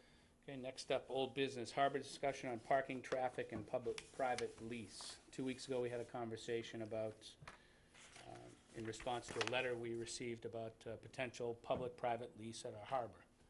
Chris, do you want to start this? Yeah, Mr. Chairman, I hate to do this, to kind of throw a monkey wrench before things get started, but I've been given the positive news from the harbor master that we have been preliminarily approved for the Seaport grant of $1 million. And I think that that is really a significantly relevant piece of information for the discussion for the board, and I thought that that would be important information to get out there. I just found that out today, so I would have sent something out if I had known a little bit earlier. We did also hear that the two ADA grants, because our ADA plan is not up to date, we were not eligible for the ADA ones. So we were hoping, at least administration was hoping, I think the harbor master was hoping, that one of these grants would come through. So the two ADA ones did not. The Seaport grant of $1 million did. Having just found out about that today, I think there are some quick caveats that I would put onto the discussion. As a general rule, any grant that gets awarded, you can't spend money until after the grant has been awarded. So obviously, we've already awarded the contract for the construction. So we have not awarded, if we wanted to go and pursue the snack shack, which was designed, was part of the bid process. We have that we could rebid that piece. The septic was approved only for the harbor master's office. If we wanted to go and do a change order to expand that, I think we would certainly have the opportunity to do that as well. And we had not funded yet the part of the project to do the parking on the former Downey property. If memory serves, and just using round numbers here, the building for the snack shack was about $400,000. The parking, just again, round numbers, was about $100,000, so that's $500,000. And the septic, I think, was $50,000 to $70,000, the difference between the two concepts. So, you know, we're looking at having $1 million grant, having $475,000 that we would need to, no, wait a minute, $575,000 already committed. And I think that we did change out, put gravel in as opposed to some boardwalk. I'm gonna cut you off, Chris. I'm gonna respectfully disagree that the grant has anything to do with tonight's conversation. So tonight's conversation is about parking, about traffic, and about public-private lease. The only thing approved by town meeting last year was $3 million to do the harbor project. We also, in several meetings, discussed any grants that we received, we would go back against what was approved at town meeting. So we as a board discussed grants to offset the project cost. So tonight's back on here because we gave you, and in our discussion on Wednesday, we gave you no clear direction on how to proceed. So tonight's conversation is to give some clear direction on how to proceed, not to talk about I just grants. wanted to provide that information. Mr. Okay. Chairman. So, in last week's conversation, we all discussed the potential of a public-private and what each board member would want. We left that meeting, and after I rewatched the tape, there was no clear consent, there was no clear direction given to you, the harbor master, or the waterways committee on how to proceed. The biggest question that I had is before we spend your time, John's time, or anyone else's time preparing an RFP to go to town meeting, we should first determine if we have enough parking space to just do any of what we're talking about. We did get a memo, and I apologize to the public, the memo is not in the packet Yeah. because it came late from our town planner, our new town planner. And by looking at this, Chris, without doing some more work, which I think we should do some more work, it clearly shows that we don't have enough parking spaces to build a restaurant. Yeah, from our discussion, Mr. Chairman, it was Wednesday, and then I was off Thursday and Friday at the conference. So what I do have a staff meeting tomorrow. The planner, I had a discussion, because this came up earlier, she started to work on this, that's why that was produced. But, you know, I would like to have some time to kind of explore, you know, these three concepts. Certainly the parking, I think we have some indication.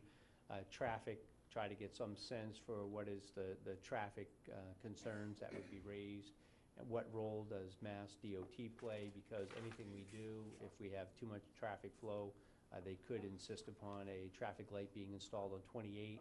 The town doesn't have authority to do a traffic light on 28. That would be something that Mass DOT would have to do. And then if we can find some examples, and I know a few folks are looking for those public-private partnership leases to see what is out there and what is a format. Any RFP that would need to be done would have to have a form of a lease as part of it, a sample, if you would. So these pieces are kind of important if we were to pursue doing the RFP. Thank you, Chris. Comments? Start with Larry again. Thank you. In addition to that, I would make the point that I think was made last week, that we need to have a firm idea of what the assessed value of that property would be, what would be, you know, if we were a commercial company, what would it be leased for? Because the last thing we want to do is be accused of giving a break to a private company. And it's going to be very expensive areas, so that may be a big detriment. But I would like to have that before we go out to the RFP, so that we know exactly what the people looking at, what that may be, what that might cost to put it forward. Julie? Yeah, I would like to have a better understanding in terms of what our parking capacity truly is, and if we have DOT issues, we would need to address them. But I also think that we need to have specific information on how we are willing to structure a commercial lease and what we'd be looking for out of that. Not only the rent, but looking for, you know, a percentage of profit. That's not unheard of. Many other towns do that with their leases, and then be able to provide a better direction on what our capacity is, what DOT, and what type of commercial lease we could structure. But I'd like to see us move ahead on that. Gino? So, having just got this at 6:15 tonight, the parking is a big deal. And I am a proponent for having a restaurant there with a public-private lease, but I don't know how, with this, how we can possibly do it. So, that being said, I suppose what really needs to happen is a little bit more research and put the RFP on hold. You know, I forget who brought it up, Cindy maybe, the last meeting said, you know, why don't we do what we planned on doing with the harbor, let it operate for a year, and then revisit this idea. And that kind of makes sense to me. I still am a proponent for the public-private lease idea. I think it's great. I loved that very first presentation we had last year and that wonderful harbor that was $5 million. But I think it's time we kind of put the brakes on and reassess. Don? Thank you, Mr. Chair. I actually have more of a geeky take on this. I would like to ask you, through you, Mr. Chair, the administrator, to have the town planner clarify the parking inventory here, because, and I've made this point before, and I don't want to lose everybody in the weeds, but when you go to the planning board, like the Outer Cape Healthcare, it doesn't mean they're going to use the spaces, but they have to have adequate parking on paper for a use. And I believe they're going to try in their application to cover their parking, which is a different story from where their actual cars are going to be sitting in a space. But they're going to have to utilize part of that inventory to be able to make their site plan work. At least that was the indication I understood. I'm not positive about that because they haven't acted on the application, but I'd like the town planner to address that, because that's not in here. If it absolutely has no impact on it, then she should state that and say, there is no impact, and the inventory I gave you is what I gave you. But if there is, I'd like to know what that is. Yeah. So can we agree that the first piece of this that should be worked on is if there's parking? Because if there's no parking, it's a non-starter, and there's no sense in having the conversation anymore. Do we agree on, do we agree on I agree parking? on that. Sure.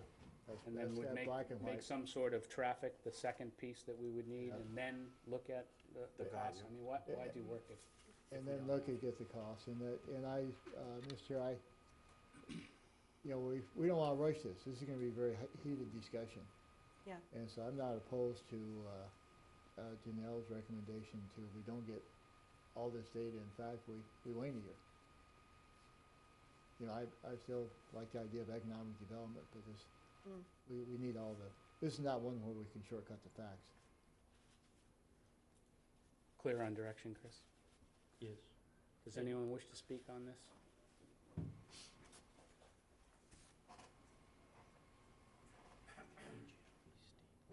Good evening. My name is Kenneth Brayton. I'm a Harwich resident. I'd like to thank the board for, first of all, giving me the opportunity to convey my feelings and opinions on this matter. I've lived in the Cape my whole life, Harwich for most of my life. I'm an employee of Brack's Landing. I'd just like to first start by saying that, you know, Brack's gives the ability for a lot of people within our community to support themselves and support their families. Not only the individuals that work inside the restaurant, but the restaurant also does a lot of things for the community, not only in taxes and revenue that are put into the town, but also, you know, charitable donations to kids' sports teams. We do the free Thanksgiving every year for people that need a place to go, and deliver meals to shut-ins. So it's just kind of disheartening to me that we would think to put a restaurant directly next to something that's been in our community for so long and supports so many in so many ways. It also to me, gives the wrong message to young entrepreneurs and people thinking to start their own business, that, that the town would get involved in something like this that could possibly put a hamper on someone else's ability to run proper business and make money, but also support the community in other ways. So it's definitely a concern for someone like me who works at a restaurant to be thinking that that's something that could potentially be right next door, which would definitely affect the restaurant as a whole and all of the people that work there that live in our community. A lot of the people that work at Brax live in Harwich and support the town in many ways. So that's really what I wanted to say about that. Thank you. Anyone else wish to speak?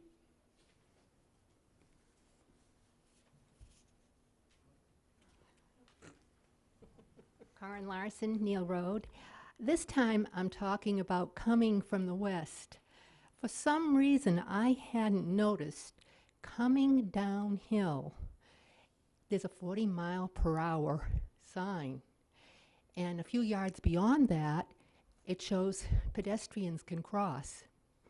So that is stating that whole section is 40 miles per hour. That's standard speed.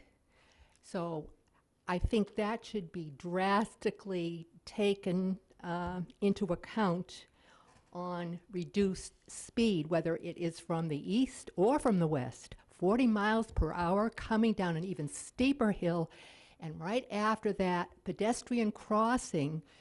And it shocked me because, we've been having pedestrians cross because they've been buying their tickets on the north side and crossing over, and yet there's a 40-mile-per-hour sign. Great. Thank you, Mrs. Larson.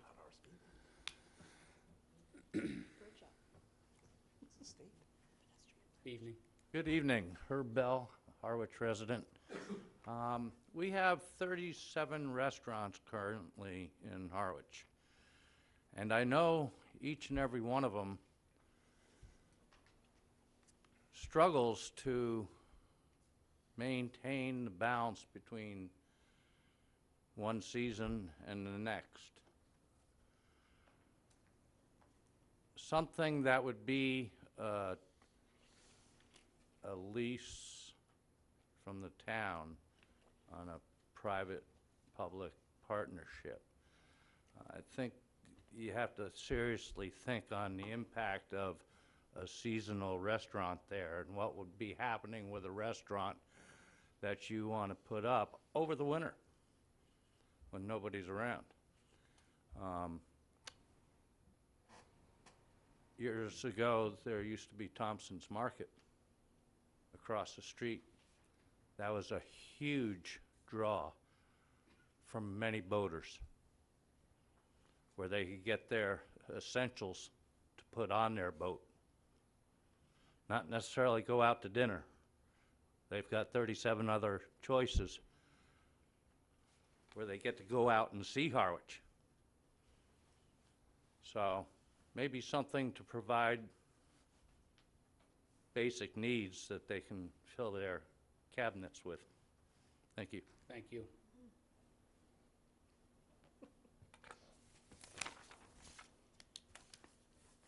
Good evening. I'm Matthew Coleman. I'm a mason by trade. Most of my business is in Harwich. I drive by that harbor a good number of times a week in the summertime. But to echo on Herb's point, the restaurant business in general is something that is a very high-risk endeavor.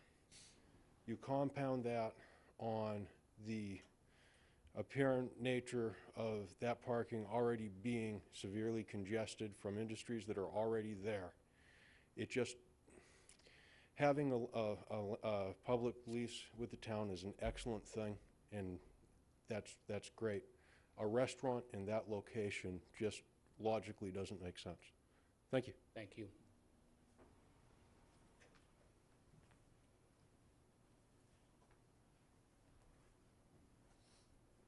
My name is Bud Day. I've been a resident of the town for 21 years. And there's a few rows of Masonic Brothers of Jeff Gomes here today just in support of the whole concept.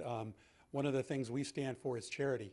And one of the biggest contributors to charity through the Pilgrim Masonic Lodge, which is right in the center of town, is Jeff Gomes. And what he does that we know about is only a small portion.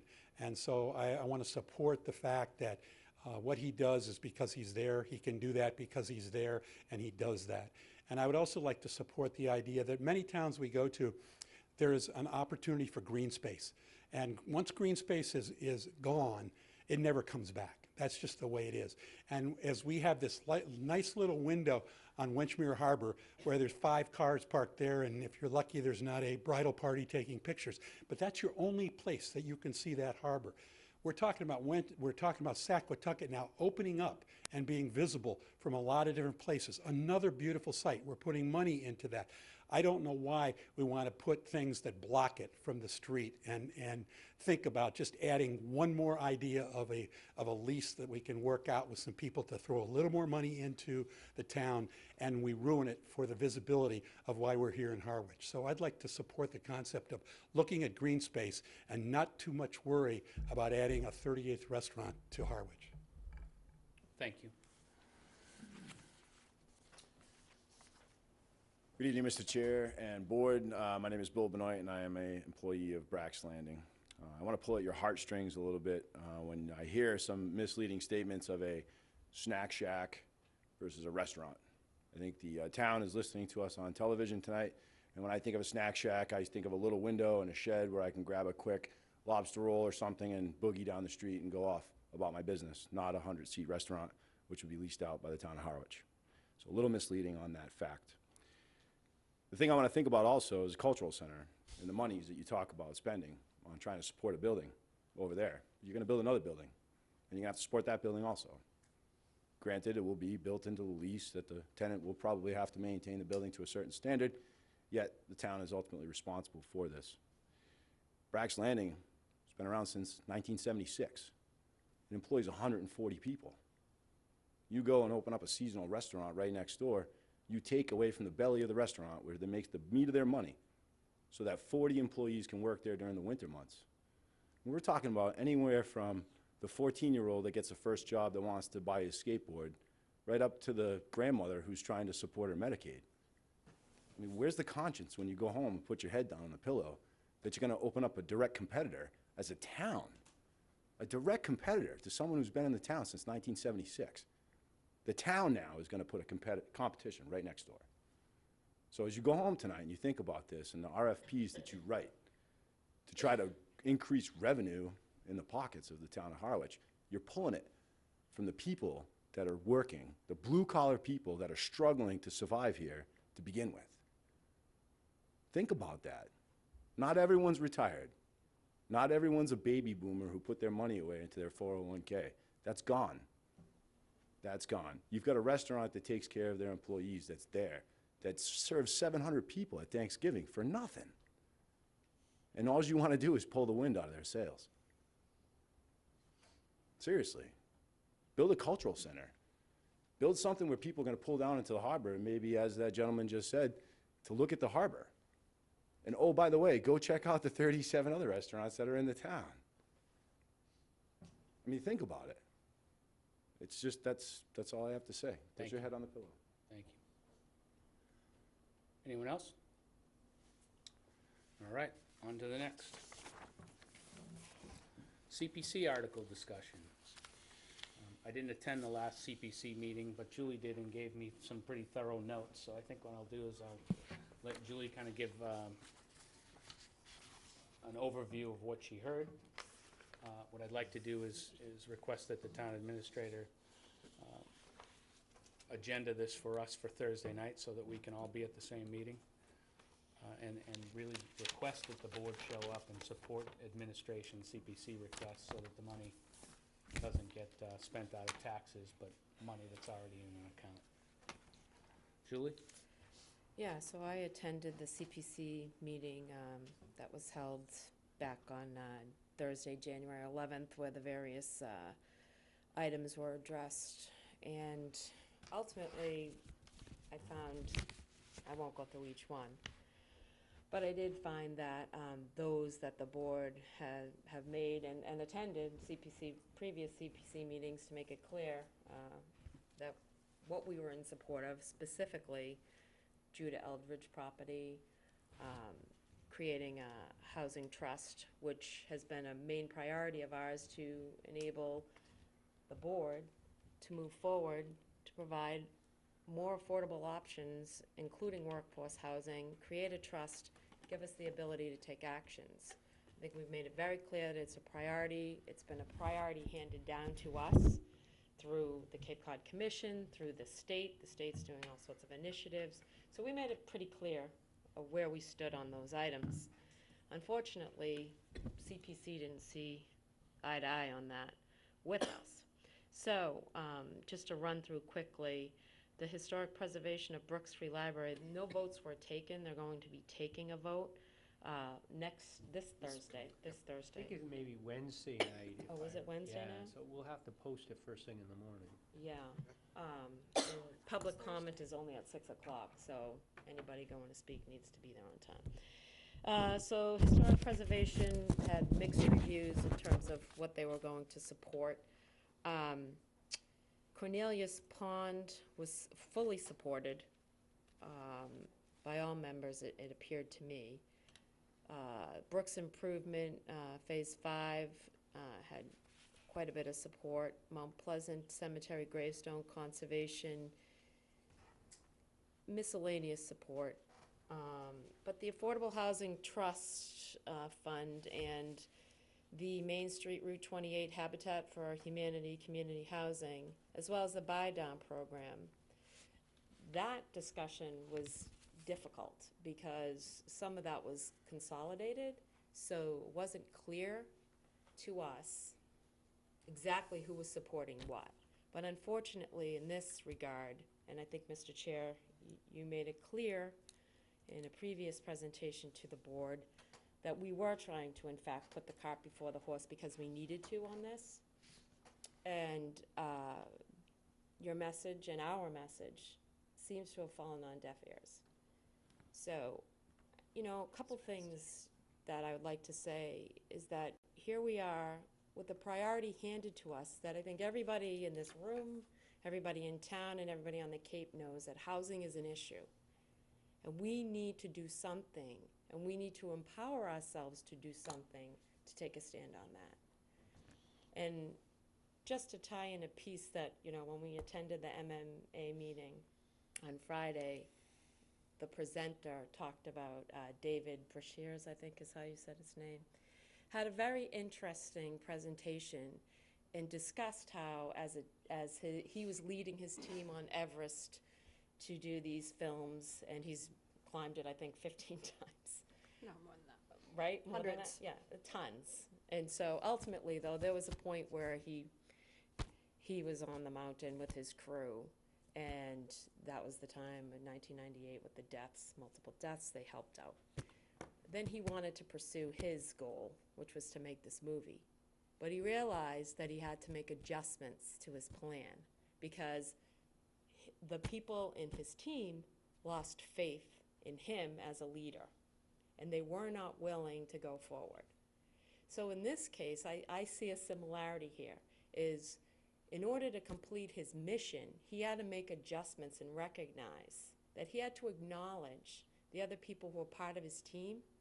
So I see all of us as a team in this town, and we're telling the CPC this is house money, tax money, that belongs to every taxpayer in this town.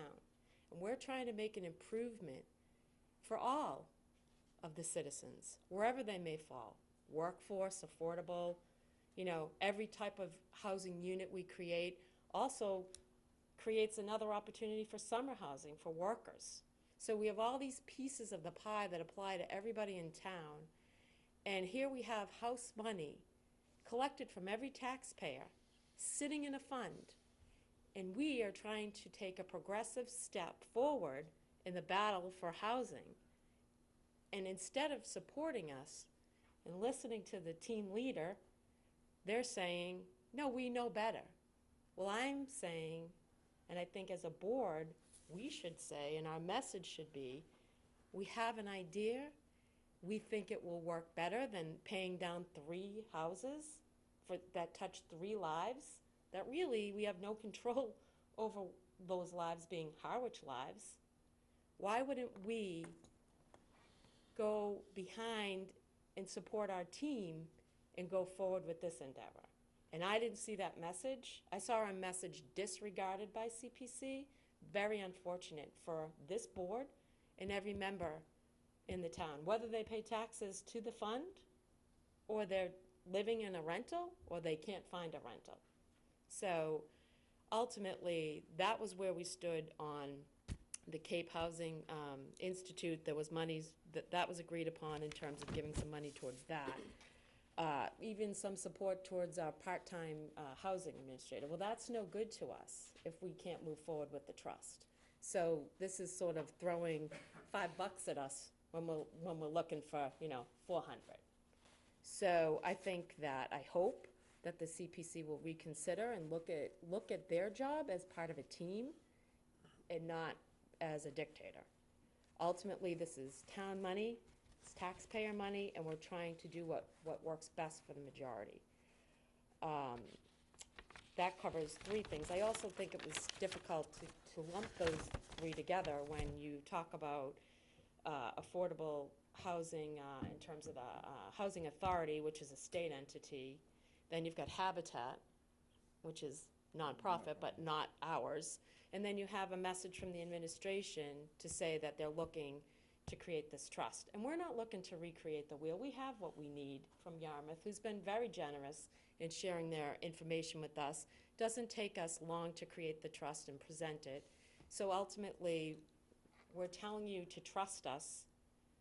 The chairman has asked specifically to look at this in a different way and put the cart before the horse and give the board the power. And I would ask CPC goes back and listens and adjusts, just like David had to adjust on the mountain, that they readjust their view and how they think that they can achieve what's best for the bulk of Harwich taxpayers. I think it's really important. And I hope a lot of people will go to the CPC meeting and we can get that. Wednesday at 6. I did Wednesday at check. 6, and that's the only time that you can make a public comment. So, as we sit here talking about what's important in our town, this is hugely important. The other items that were discussed, Albro House, the building conditions assessment and evaluation, it appeared that they all supported that. The preservation and archiving of public records storage at Harwich Community Center, mixed review, records management town hall. Seems to me that there was pretty much full support on that. Pleasant Lake Avenue crossings, overall seemed that they would support that. Preservation of the Eldridge Conservation lands. Now this was another one. I do ask whether or not everybody read the information. Chris had gone to great lengths to get clear information on support of the Judah Eldridge being taken by eminent domain, which is the best move for the town. Not by tax title, because by taking it by eminent domain, it's a clearer taking for the town with less risk. The discussion went the opposite way. And the idea not to support taking the Judah Eldridge by eminent domain, but to defer it to take it by tax title, which left me shaking my head. I don't think that people read the memo, and I'm not accusing anybody of not having read it, but to me, if you had read the memo, it was clear that the safest and best path forward was taking it by eminent domain. So again, I hope that CPC will go back, read their package, and understand that that is the safest way for us to proceed. That, again, is a benefit to the entire town. It's conservation land that ultimately everybody would benefit by. And just to note, it's free. There's Right. 400 and change, and 400,000 and change owed on taxes. So we'll be getting our tax money back. It'll be funded by CPC, but the money will go right back into the town. Right, thank you. And then Saquatucket Harbor landside pedestrian accessibility, ultimately it looked like they had full support. Hinckley's Pond restoration and public access, unclear. It didn't look like they were going to support that. So that's my report. Don? Thank you, Mr. Chair. First, I want to thank Julie for the characterization. That was very thorough, and it really was what was going on. Secondly, I'm the liaison there, so I was there. And I actually spoke about a couple of things myself. And I think the public, because it's kind of a odd construct, it probably needs to know a couple of things in regard to this. First is, if they don't fund a mandatory area like affordable housing, they get to roll over the money.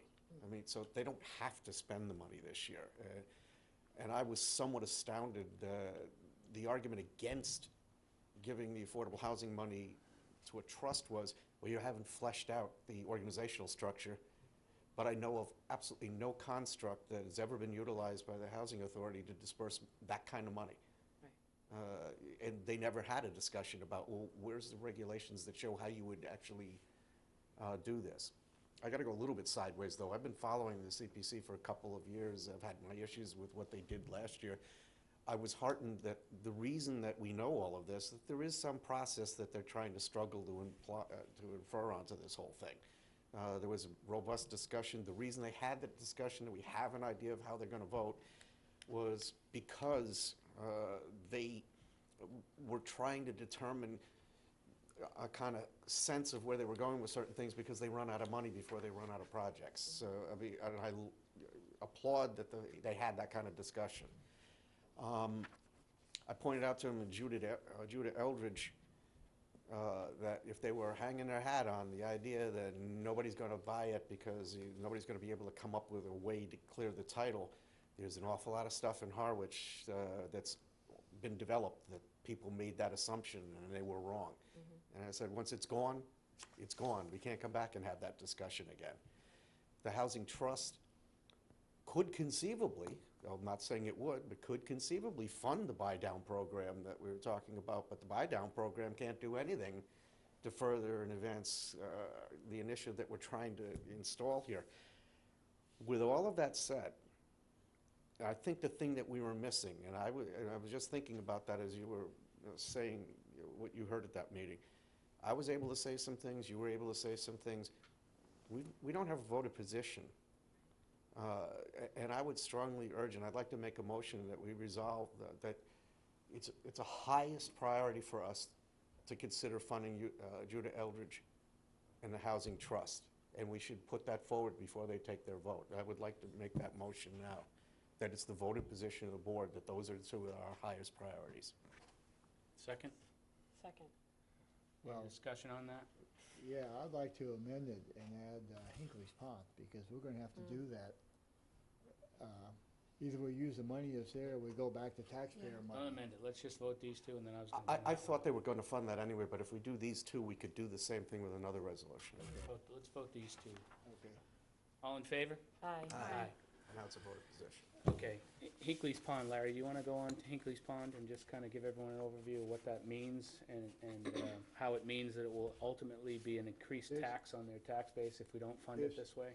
As y'all know, we have a comprehensive waste management plan that we've obligated to the state to clean up our harbors, but also our freshwater ponds.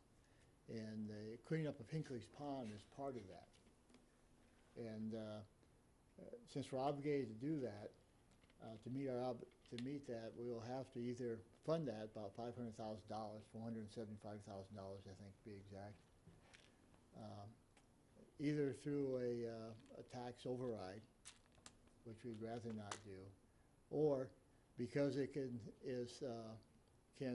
use CPC funds for that under a couple different categories, either as recreation or as open space going near it. So those yellows were on two different categories to use that money.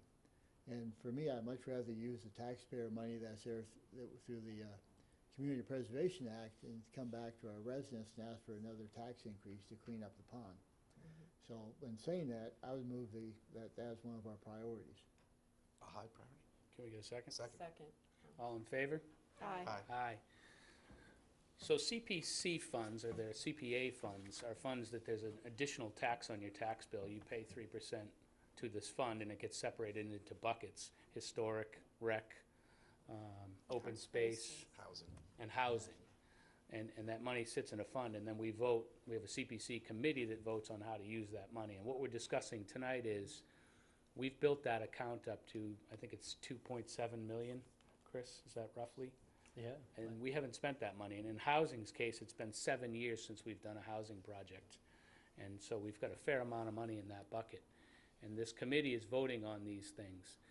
Things that are important to this board and the town, generally through your voices, seem to be being ignored. When we support something like Hinckley's Pond, it's not from lack of thought.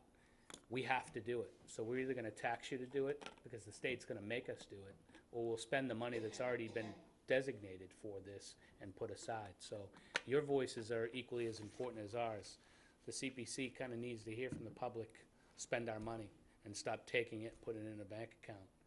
I know Ginny's waiting patiently to speak about the library article that we were gonna speak about next, but I'll let her give an overview. Thank you. Ginny Hewitt from the library. When we went to the CPC meeting on the 11th, we were really surprised at a lot of the comments. This project has been before them over the last 6 years many times, and yet there seemed to be some basic misunderstanding. There was discussion of, is this project even eligible? Is it historic preservation? This project is the textbook case of historic preservation. Historic preservation costs more to do, and that's why it was included as one of the categories in the Community Preservation Act when the legislature passed it. Because you're generally, municipalities are struggling to find money for different things, so you're not going to take the money to do it the right way. Not doing it the right way would be that we continue to spend the $7,500 in the town budget to scrape and paint part of the building every year, which is going to go do less each year because it needs to be done, because its preservation work needs to be done. So if, say it took 8 years to get around the building, by the time you get back to the beginning, that area would have peeled many years before. So now you have 138-year-old wood and 163-year-old wood exposed to the elements. And it's rot. That's not preservation. That's the whole purpose of this. So the town could continue to do something else that would be cheaper. But that's just like putting a Band-Aid on something and ignoring it. The fact is, the CPC paid for the assessment on the building. We hired the leading architectural historic preservation firm in the state, and they recommended, they looked at the cause of the paint failure and determined that is excess buildup of paint. That's because we've had a maintenance program and maintained it. It's not a lack of maintenance that has caused this. So they determined the root cause of the paint failure is all the layers of paint, and the recommended treatment after 100 years is to chemically strip the building. That is expensive. It's very labor intensive, and that's what drives the cost of this. So when we went out to bid last April, the bids were $108,000 to $250,000 over available funds. So what we're seeking is $300,000 in additional funding because the economy continues to improve. If we miss in this round, if we're short a little bit of money, that means we lose another construction season. I can't tell you the people that come in to see me and want to know why the building's not painted, and they don't understand why the town can't get the town being all of us that are here, on town committees and employees, and get it done. And they don't understand this, like Julie said, being a team idea that they don't understand what's the trustees, what's DPW, what's CPC, what's the historic district. All they know is it's not getting done. I was at a meeting at our Clams central site last week. They have kind of a nondescript meeting room, but they finally put something up on the wall, this really nice bulletin board, and on it are beautiful pictures of the 37 member libraries, and they're labeled underneath. And my first thought when I saw that was, oh God, I hope that's a really old picture of Brooks Library because it is an eyesore. It's embarrassing, and it was very disheartening to hear that people on the CPC still didn't think that it was a preservation project. Or I'm not exactly sure. There was some discussion about we didn't have a budget.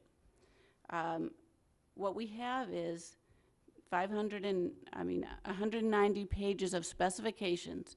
Detailed work's been done by the architects in combination with the town engineer and the facilities manager to develop those specifications, and they went out to bid. And we have what the marketplace told us they will charge us to do the work. So I don't know how more detailed we could have, we could provide for them. Thank you, So, Ginny. thank you. Can I get a motion on that one? Mr. Chair, I move that we, to Ginny's point, Strongly support. strongly support the historic preservation of Brooks Free Library exterior. Second. Any discussion? All in favor? Aye. Aye. Don? Yeah, I just have one overall comment. There's one person in this room that was involved along with me back in the day of adopting CPC. Something more general has happened here, and I think that that has to be conveyed somehow. Is that the CPC was not set up to just come up with some cool stuff that people asked for that the town definitely wouldn't be doing anyway, so that's how we're going to fund it. It was specifically done because towns typically ran out of money before they ran out of the ability to fund, before they ran out of projects. So there wasn't any mechanism to pay for them. It was exactly because of the Judah Eldridges and because of the historic projects and because of the housing trusts. There were mechanisms where we're having trouble paving our roads and providing the basic core services, but things are getting neglected. So the first priority was the town projects, always. Somehow or another, we've taken a wrong turn on the road here.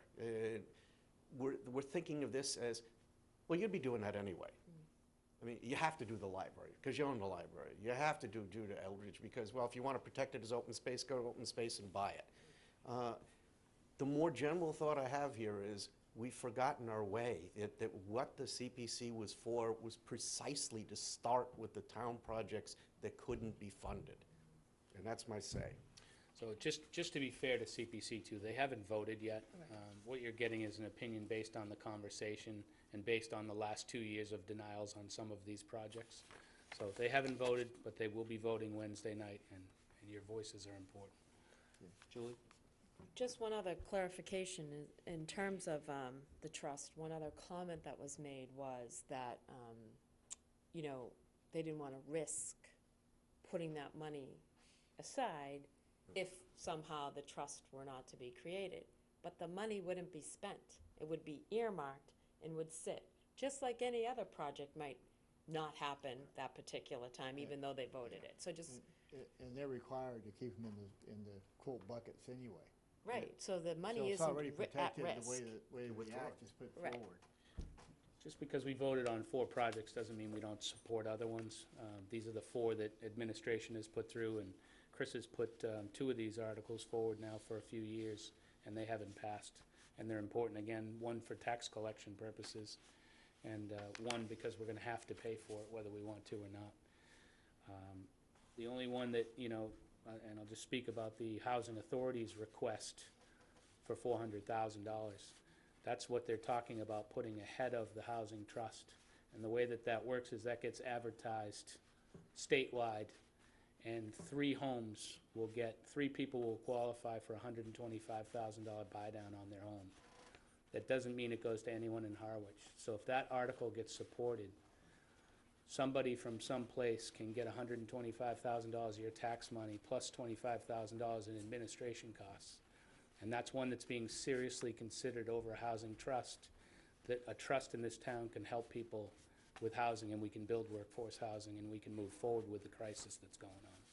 So that's one to think about. $400,000 of your money. 3 years ago, they requested $75,000, and they're just spending it now. But now they're asking for $400,000, and it looks like it's going to go through. And Chris, I think if it does go through, the only mechanism to defeat it is town meeting floor, correct? Yeah, that's correct. So if it does go through, you and your friends should come to town meeting and vote no on it, because it's out of our hands. Okay, nothing else on this subject? On to town administrator's report. I'm going to just keep. Thank you all for tonight's- coming. I'm going to keep tonight's report fairly brief, just on the MMA. I know many of the selectmen attended. I thought it was encouraging news. The governor was there. I think he's presenting his budget tomorrow night on TV. But he did indicate that 3.5% increase in revenues will be 3.5% increase to the towns, cities and towns. So that's a positive. The good news is that is a positive, we get it. The bad news is our assessment usually offsets that, so we don't usually net out too much. But that is part. And then one of the real good purposes, I think, of going to the meeting, hopefully folks had that similar experience, is that it's a great place to go and you have so many training opportunities in a fairly confined space of time. So I was able to go to managing healthcare. So I went there for looking at how we can structure our own healthcare offerings through Cape Cod Municipal Health Group.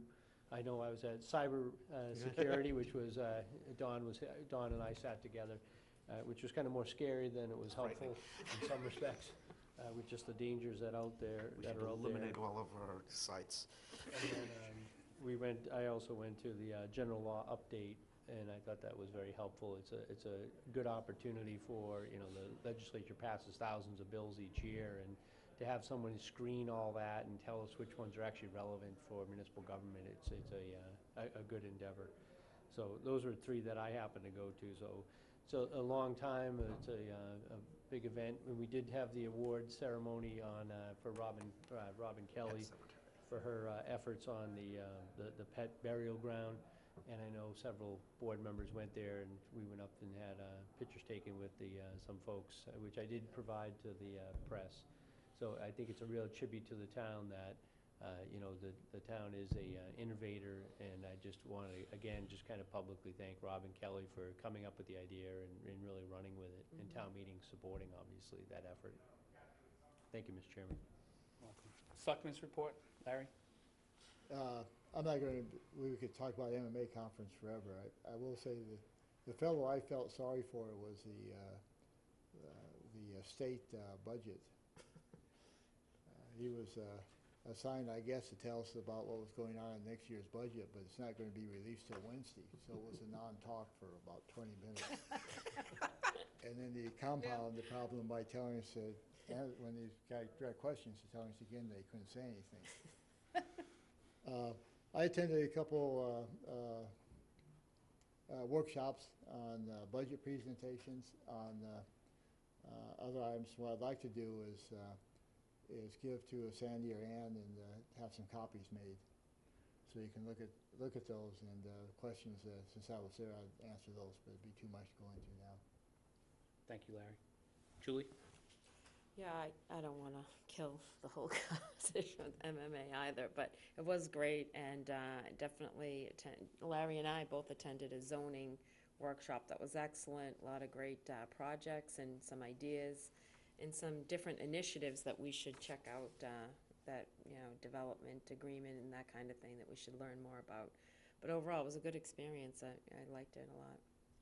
Janelle? Yep. Yeah, it was good.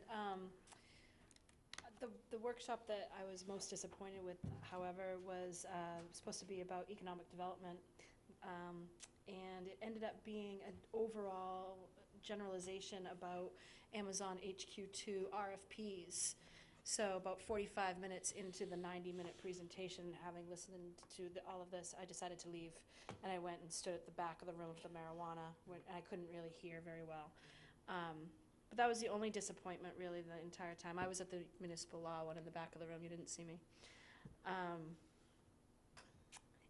But back to Harwich, I did have a conversation with somebody today, actually, who is disappointed with the school committee's decision to change the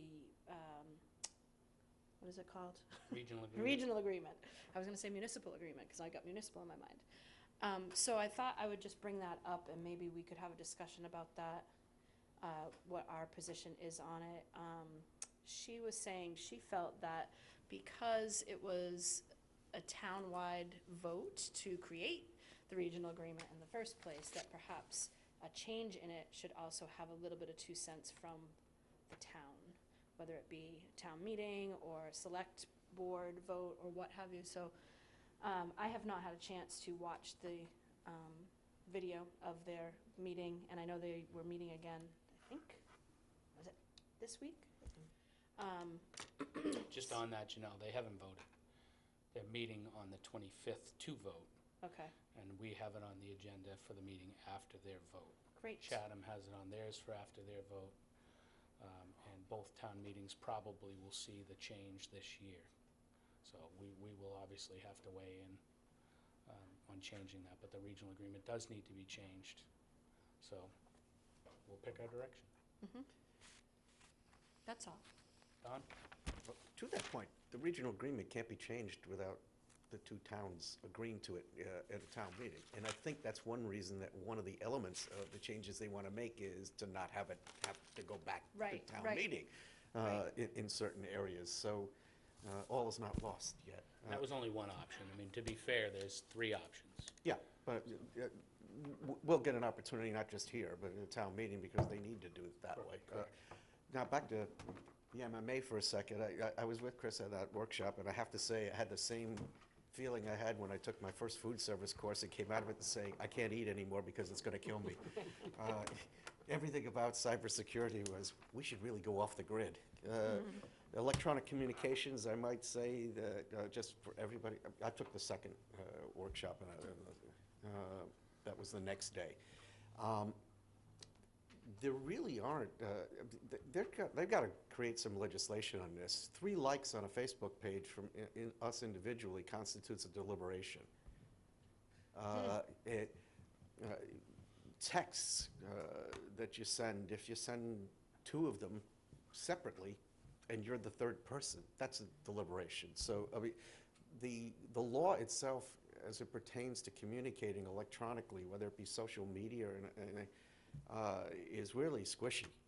It hasn't kept up with stuff. On the other hand, I have to say that we're not keeping up with certain things, because a lot of towns are doing official town Facebook page, Twitter. I mean, the water main breaks, you put the reverse 911. I was thinking about that when that happened. The reverse 911 works really well, but about half of our residents are non-resident taxpayers who are ratepayers, and if you do a reverse call to their home phone here, they're not answering it because they're not here. So, I mean, at some point in time, we may want to consider, I know the second workshop tells me not to do that, but we may want to consider actually utilizing stuff better, including our own website where we had our vendor, that we have some modules we could add to make our website better. Yeah. Because communication with the public, I mean, to me, and I'm sure everybody here, is a really big issue, and I'd love to be able to have people sitting in their home be able to know what's going on without having to say, who let that happen? Just a comment, Cindy mentioned it earlier, we had Senator Sear in town twice, once Friday and once today, and we had Sarah Peak here on Friday. We're very fortunate to have the state rep and the senator that we have. Sarah Peak has offered to go to bat for us on the extra liquor license for Cape Sea Grill. We just have to get a letter to her, and she'll help us through that, as well as the sidewalks, fast-tracking the sidewalk permit and getting the state's help for Harwich Board. So both she said to get her a letter on. I'll go over that with you, Chris, on Wednesday. But we're very fortunate to have those 2 helping the town of Harwich and the Cape in general. Motion to adjourn? So moved. We are adjourned.